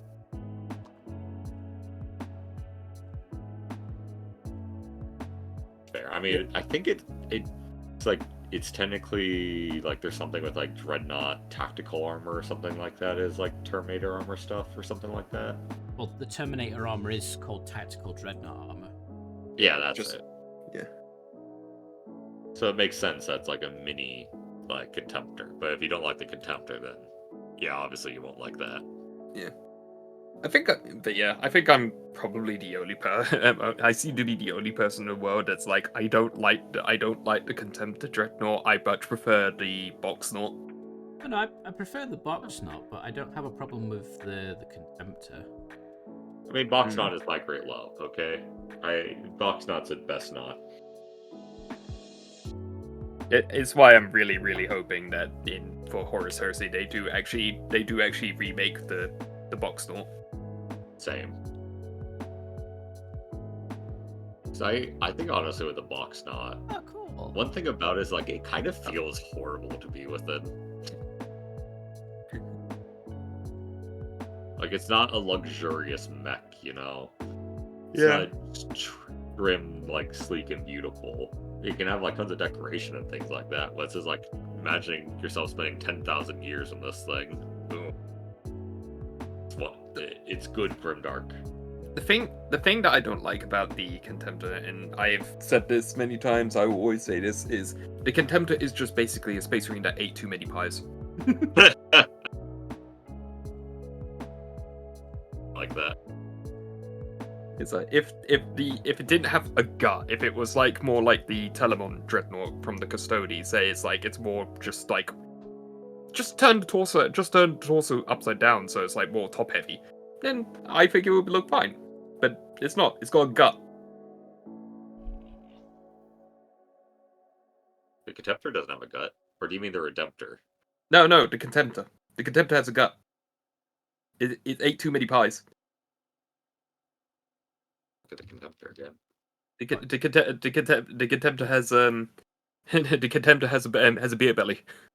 Oh wait, no, that is the Redemptor is the Primaris one. You mean, or do you mean the Primaris? No, I'm talking about the Contemptor. The 30K Okay, I'm just one. looking at. Because I always call the Redemptor the beer belly. No. It's thing with the Redemptor is that you could just take that you could just take the front plate off. For the Contemptor, it's actually just built into the chassis. Yeah, I see what you mean now. Because I was just getting mixed up because I've called the Redemptor the beer belly knot many times. Yeah, that's fair, but no, it's I hate the Contemptor. It again just looks like a Space Marine that ate too many pies. Then what do you think of the Leviathan? Leviathan's okay. I've actually got a Leviathan Dreadnought, and what I've done is I've actually taken a front sarcophagus piece from a Venerable Dreadnought I had, and I stuck that on front of the Leviathan to give it ultra box feel. Nice. Maximum box. Yeah, maximum box. I should finish building that as well. Good work on the emote, D. Hype. That's what he's been working on. I've got his stream on. Well, he's working on emotes. E. She is Iron Hands in 30k because they're the only guys with a unit that use 40k Indomitus data. Oh. Okay. Oh, okay. Isn't there also a thing with like Mark 7 armor was deployed during the Siege of Terra? So you can technically use it in Horus Heresy? Don't remember. Like right at the end of the Heresy, the Mark 7 was just being introduced to the long list, so you could technically use it right at the end of the Heresy. But I know it was like so few in number They had a reason why it wasn't widespread.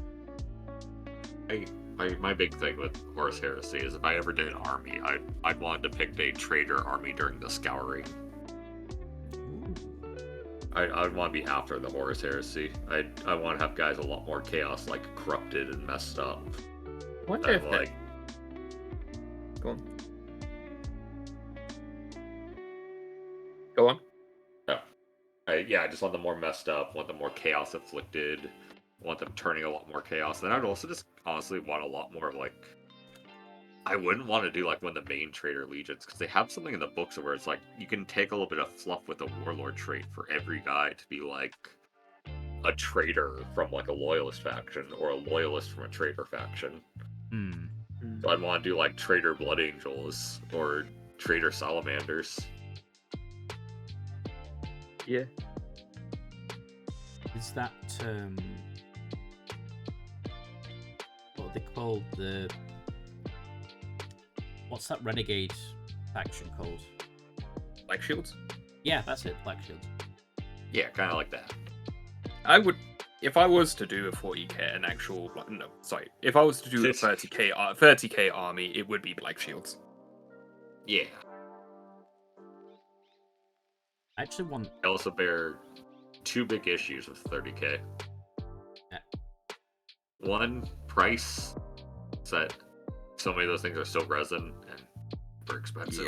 Yeah. Like they could do like 3,000 point games. I looked at all the models on the table and like, I remember watching someone do a 3,000 point game with guard, and they had so many tanks they couldn't fit them all on the table, so they had to go into reserve. Wow.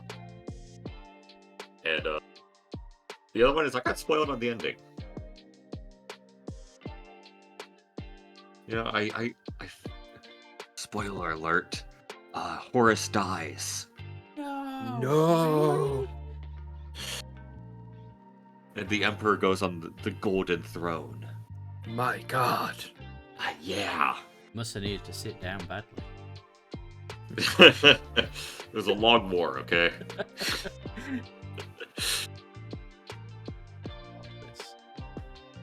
Yeah, I don't get as like narratively invested into it as much, because I just think like I kind of know what happens. They tell you what would have been a great game if they didn't do 30k.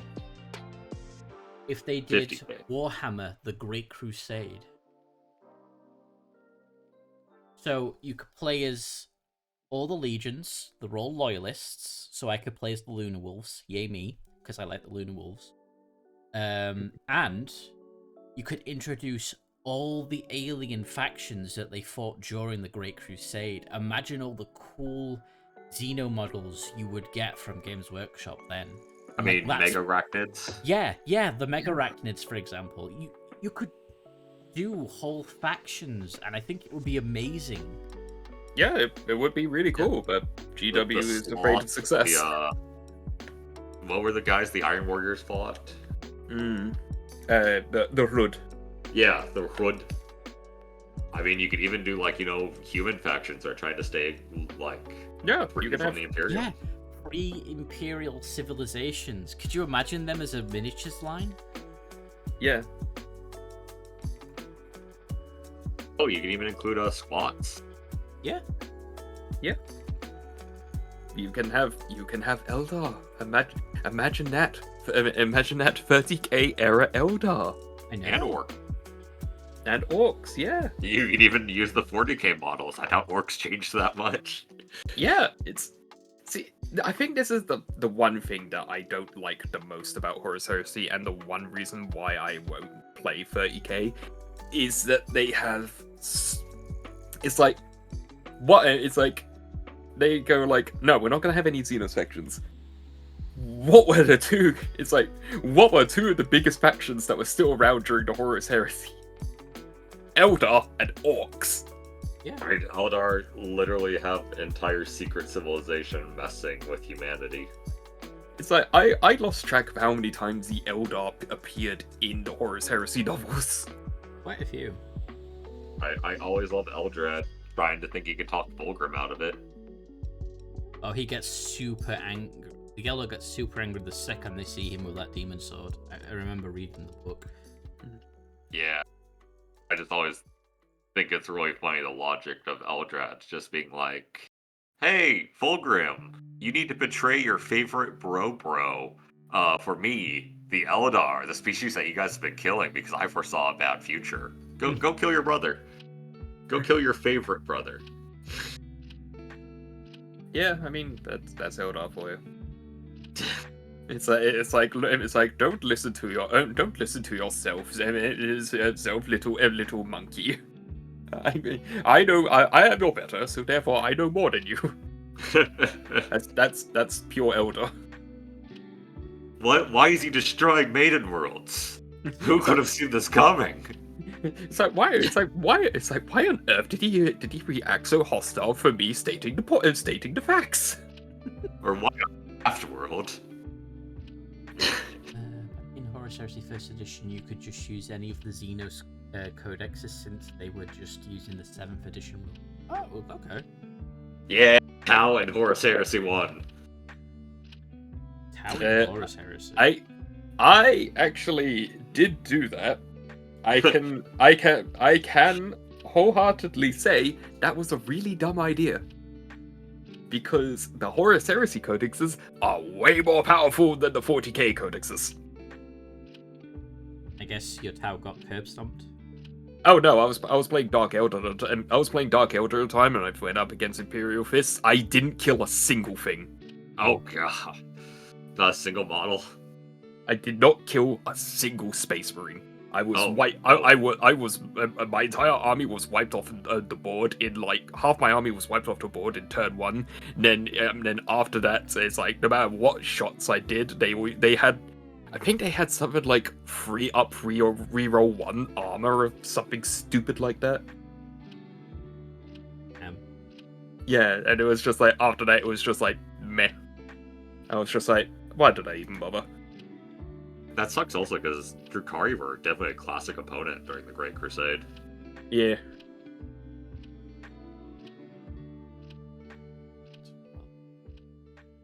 It made Vulcan cry accidentally. Vulcan cried? Oh no. When Vulcan burned the child. Oh yeah.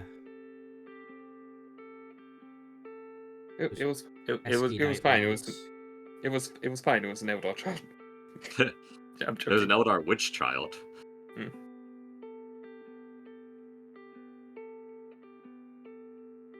But yeah, Night Lord's fault, really. Night Lord's fault for existing. Or no. Drukhari's fault for existing. Oh no, it wasn't Drukhari, it was normal Eldar, wasn't it? No, it was Drukhari. Oh, okay. But Drukhari didn't really have the full difference back then, and that they just came from Kamaral, but I don't think they had all the like physical differences yet. Because it took a while for Vec to pretty much go like, we need to kind of like reshape a bunch of our DNA and stuff so that we don't have a psychic connection, because we live near the warp, and there's this thing called Slanoosh.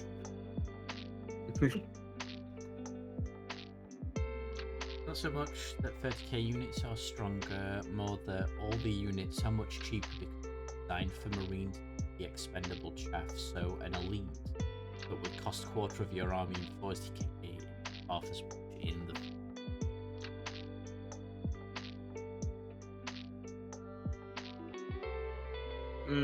I would disagree because like some of the rules were just insane.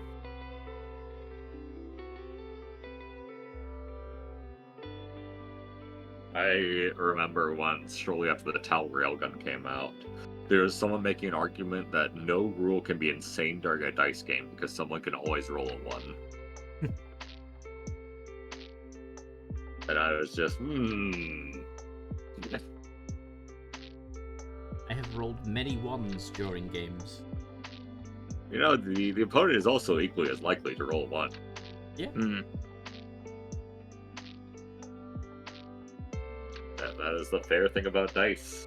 Unless you're taking them to the toilet, all of your dice are on equal ground. Exactly. Yeah. It's I remember when I was playing back in, I think it was 5th edition. I was playing against some Raven Guard by Tau, and he had a bunch of assault terminators attack. It's all like my prize devilfish, the devilfish of legend. As I won't go into what this devilfish has done. This devilfish is amazing, but and it remains my prize. It remains my prize model, but he attacked it, and it was like okay. Well, it had this I can't remember what it's called. Wasn't disruption pods. It was an old. In old Tau, like 4th edition Tau, they had a vehicle upgrade, which is if something attacks it, then you roll a d4, and if you get a 4+, then they get wounded. Mhm. And so he decided to charge in with this big squad of 10 assault terminators, and the flechette pods. That's what it was called. Or it was flechette somethings, but it's flechette launchers. That's it. But it exploded out, and I managed to get some wounds because it was just a 4-up, and he ended up rolling 3 1s. So ended up killing 3 terminators with that. It was like okay, fine, but of course they got him. Then they're assault terminators with thunderhammers. Of course they destroyed the devilfish. Devilfish blew up. Wounded. I think it wounded another 5 of them, and then he rolled 4 1s. So I was like, yes, the devilfish takes its due.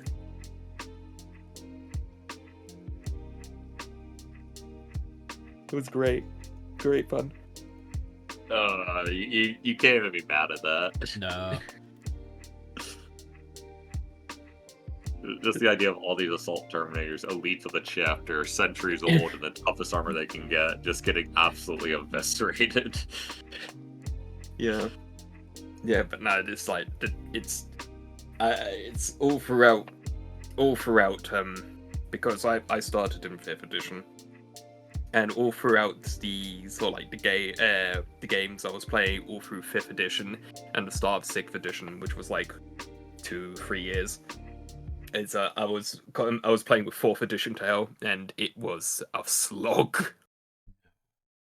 So but the one consistent thing is that this unloved devilfish that made its name in my local Games Workshop store by basically shrugging off an entire salamander army at one point during one game. Nice. It's I literally bought GW's like proprietary airbrush so I could give it a good paint, the best paint scheme I could at the time. And it just wherever it went, it just did amazing things, and I was like, this is my devilfish. There are many others like it, but this one is mine. That was me and my rhino back when they could take Combi Melta. Yeah. I would manage to just do like amazing wounds with that like Melta there. I remember like killing like one of my friends like Paragon Warsuits. Like my entire army firing on those things, they're just not dying. My rhino fires at it and manages to kill like one of them with just the Melta shot. Well, let me just read. Remember, it's like okay. So I told you about the assault terminators. And when I say it shrugged off a salamander army, I'm talking about salamanders with melter guns in melter range. It survived against them. It was like it had its even more. Yeah, it's like it had its weapons. It had all of its weapons ripped off. It was immobilized. But this was back in the old edition. But back in these editions, it's like there was no health. It's like if you wanted to kill it, you needed to wreck it or make it explode. And it just basically, regardless of how many penetrating or glancing hits the Salamander's player got, he could not get an explode or wreck result. So the Devilfish was just, and he saw like bless him, he could have ignored it, but he was like, no, I'm running with this Devilfish must die. But that's also you have like a fun opponent too when he's just like, I'm more about the personal stakes than the victory. Yeah, but the Devilfish survived that much to his surprise, or both of our surprises, because it was unpainted at that time, and I was like, no, I'm definitely painting this Devilfish now. But it's Oh. like what other things? It shot down a Helldrake with its burst cannon. So it's got so I actually painted like a little Helldrake skull on it because it actually shot down a Helldrake. It's at the start of a battle, it snapshot a Seeker missile, hitting a Baneblade, penetrating it and immobilizing it for the entire game. Which the Beyblade player was, it was sort of like a big sort of like community game where everyone like brought one vehicle. The Beyblade player not too happy. I can imagine. But the best thing about it was, it's like he decided, all right, I'm going to focus fire with the Beyblade cannon onto this Devilfish, and the Devilfish was like surrounded by other players' vehicles, so he put a big blast template on it. Got a direct hit, and I was like, okay.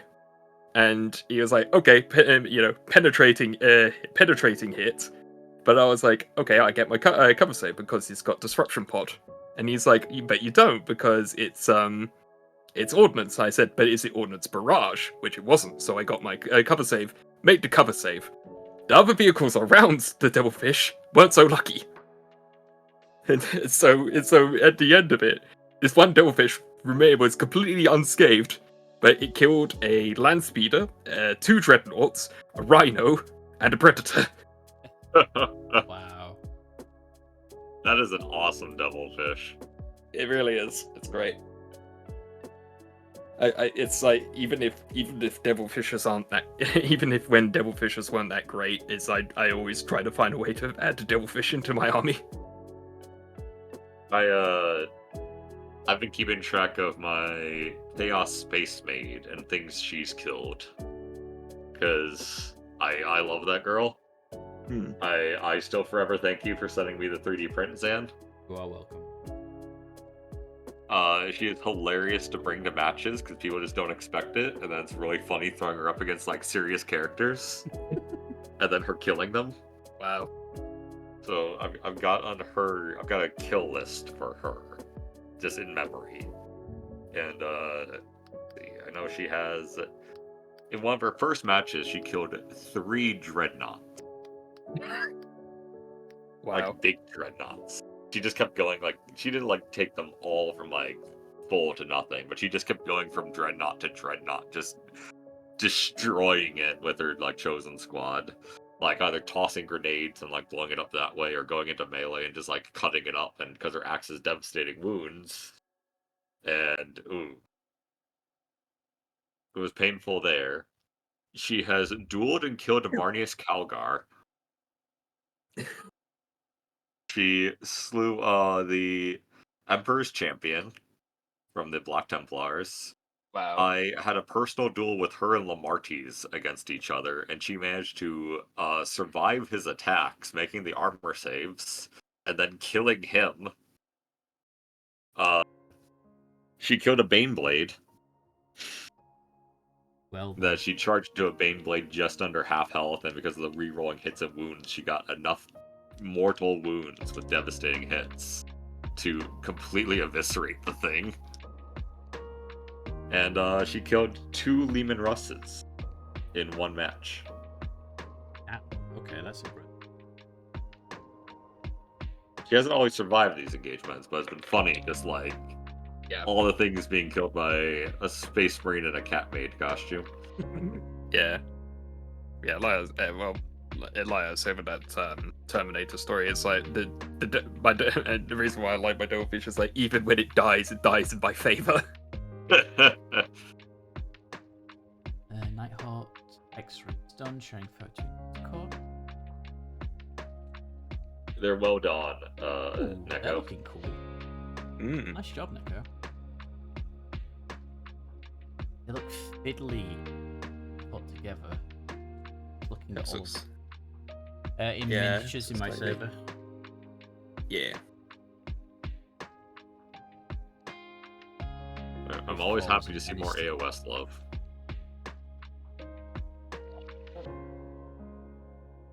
Anybody who wants the Traitor Marine, it is actually a free STL. I've dropped the link there.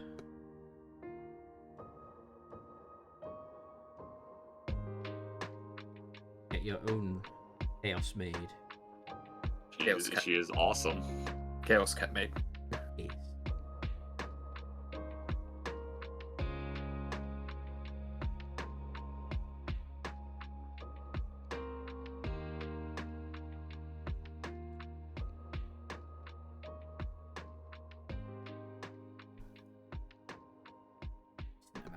Stream. Yeah, I've done a lot. Much as I've wanted, but it's a decent You try. have done a lot. Absolutely, dude.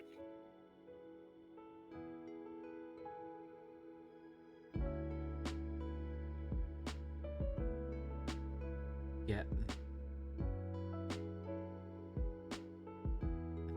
Crap things. Because my arm is starting to. Hey. So, you know you have wrist problem. Hi.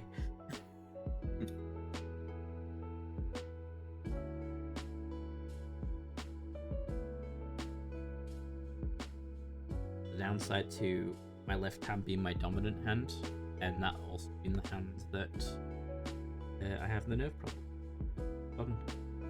Fun. Yeah. I've been developing those too. Yeah, it's not fun.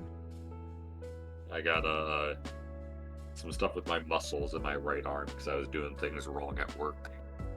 And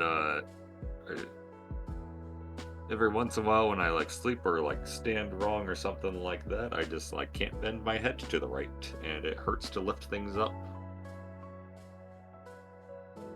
That's also because I flipped a rib. You what? I always tell people, and they always are horrified. I flipped a rib. What do you mean you flipped a rib? The rib, like, in the back of my rib, kind of by my spine. I just bent wrong in a way, and it flipped around. Ooh. And I had to go to that was what the chiropractor told me, and he had to do a, exercise. You had to, like, kind of, like, pop it back into place. Oh god. Ah. That sounds bad. It wasn't as painful as it sounds. But even when I heard it, I was just like, what? Oh. But it just It's like, no, this- sounds so bad. I flipped a rib. Ugh. Yeah. It's one of those word combinations you never thought possible. Yeah.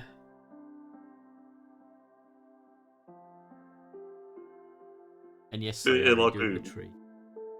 tree. Luckily, it wasn't that super bad, but it was like hard to lift up things. Like it was like pulling on the muscle, kind of like connects a little bit. Yeah. So like I try and like lift my arm up or move it some ways, and I just like pull on that muscle, and I just like kind of like wince. Yeah, for me, it's like my little finger and then the finger next to it. Those two can really hurt, but the pain goes like all the way up my hand, through my wrist, up my arm, and into my shoulder, and like my shoulder blade. And it's like this constant pain. But the more I do something repetitive, the worse it gets. It's awful. Like feeling pain move through the body is the worst. Yeah. And then some days I'll wake up and that entire hand and that arm feels numb. It feels like your fingers are like 6 times larger than they really are when you're trying to like move your hand to try and get feeling back in it, like pins and needles, but your hand feels like a fat hand. I assume you've seen a doctor about it? Oh yeah. I saw a physiotherapist for it. I have exercises that I do that help it, and then I have medication to manage the pain. So that's a fun one. Ah, the fun of our bodies. I know. They don't like us at the best of times. Yeah. 30s, yay. the older you get, the more broken you become. I like how Thor from Pirate Software describes it. Is you get DLC. You get free DLC. You get life debuffs. Yeah. You have free DLC that you can't say no to. Yes. I wish to uninstall this pain, please. Ah, damn it, I can't. It's Microsoft Edge.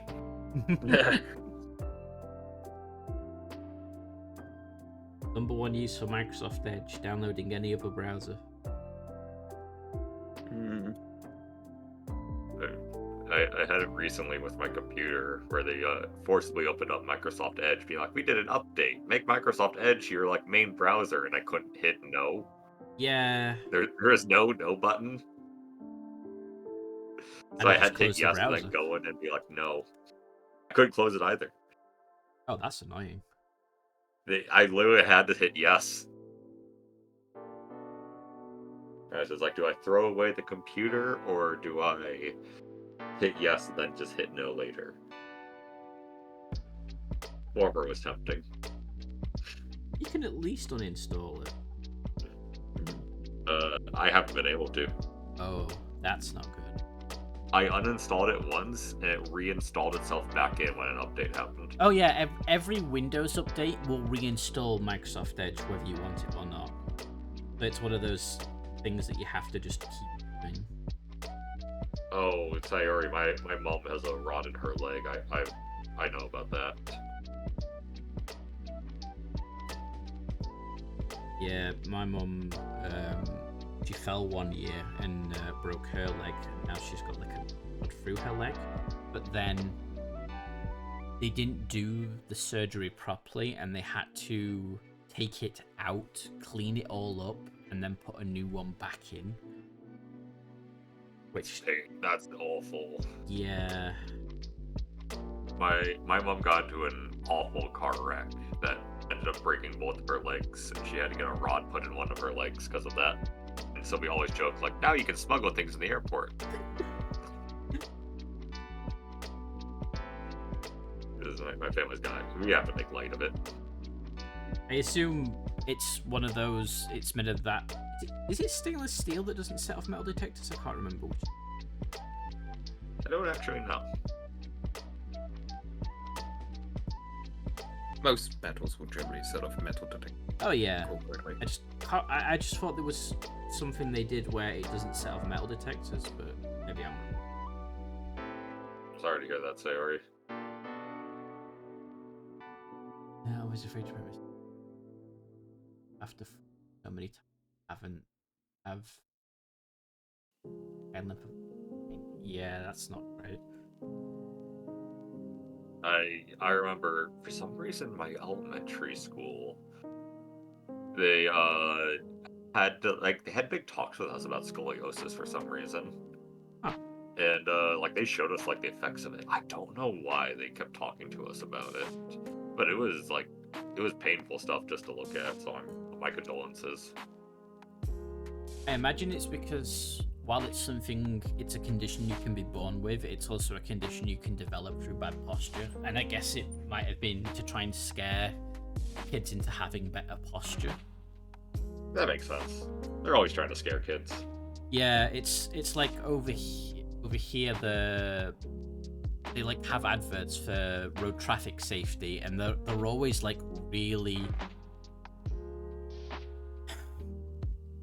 really out there adverts that are holy shit, did they just show that on TV kind of adverts? Because they're trying to get you with the shock value. I remember the hilarious advert, the one from Ireland, where it's the guy driving all the kids on the group picnic or something. I can link it in memes. It's like a guy driving, and all these kids are just having a picnic, and then just at one point he just makes a bad turn, or he does something off, and he's his entire car starts flipping, and all the kids just happen to be sitting in the perfect spot for the cars just go flying into them. What? It's just so ridiculous. It's funny. I think Maxor actually uses that clip for some of his videos. Probably.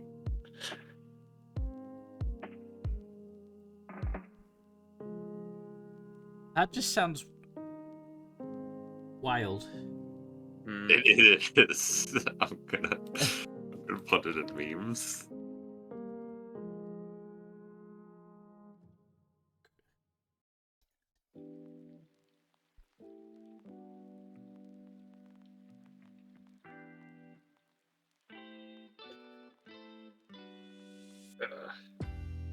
Yeah, I just don't exercise because I'm lazy. Yeah. I try. Oh yeah, it's that. Yeah, Maxor did use this. It's Yeah. so silly. It is ridiculous.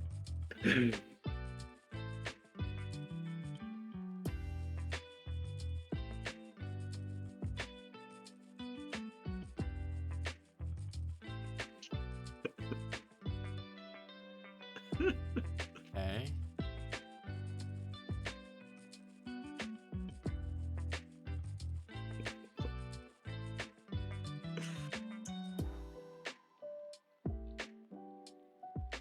What the fuck? Yeah. It almost looks like it's a comedy. It really does. It really does. Because it's like the car's spinning so fast and so much, and then it just shows like That they've just like yeah. pancaked everybody. It just jumps out from over the bushes. Wow. And it's like it has to show like a close up of a child looking very sad. As it's coming. The fact that the kids are all like perfectly in such a close space. That's just an insane advert. Like they're all Yeah, just in it really exactly a car-shaped space. Yeah, it's dumb. I can understand why it got banned because it's so stupid. Like, how does the car even lose control? He's like, oh, it's like his face is like, his reaction to almost, just this, before he slips, his reaction just reminds me of Sebulba's reaction when Anakin flies over him with the pod racer. He looks up and goes, oh. It's like, I just think that. See, I've actually like seen some pretty bad like car wrecks and stuff like that. I've never seen a car do anything like that. Yeah. Yeah, it's dumb. Wow. I used to live by this road that was super curvy, and it was always just like a disaster because basically there's like one road that people would really speed by through, and then that first turn was really steep, so they'd like wreck or things like that. And I remember like even one day just going to school and being like, oh, there's a red truck in the water around here. I know what he was doing. And I remember coming home and being like, oh, it's still there. And yeah, people would wreck there all the time, but I never saw a car flip or anything like that. I think if a car really was to spin that fast, it would just disintegrate. I think it's still possible, but it's like you have to be going impressive speeds for that. And you have to get like a really like specific scenario to get that going. Like you gotta like bump into something in just the right way. There's probably gonna be a lot of damage to like the front of the car or something like that. Like it's definitely not coming in like completely perfect while flipping. It's definitely already dented. Also, I like how the car looks like it crashes into a brick wall, but then it magically flies through a hedge instead. Yeah.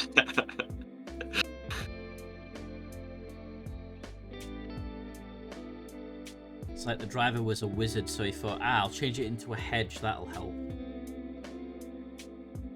Oh no, Magic Genie, turn this brick wall into a hedge. So the monkey paw curls. I need the first coat. Green. I'm gonna do a couple more coats. Wrap up for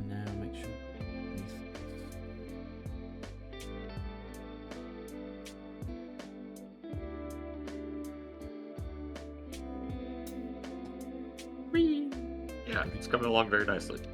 We've done 2 presents, which I'm going to probably edge highlight and stuff. I'm going to keep them clean because they've just been put there by Space Marine Center.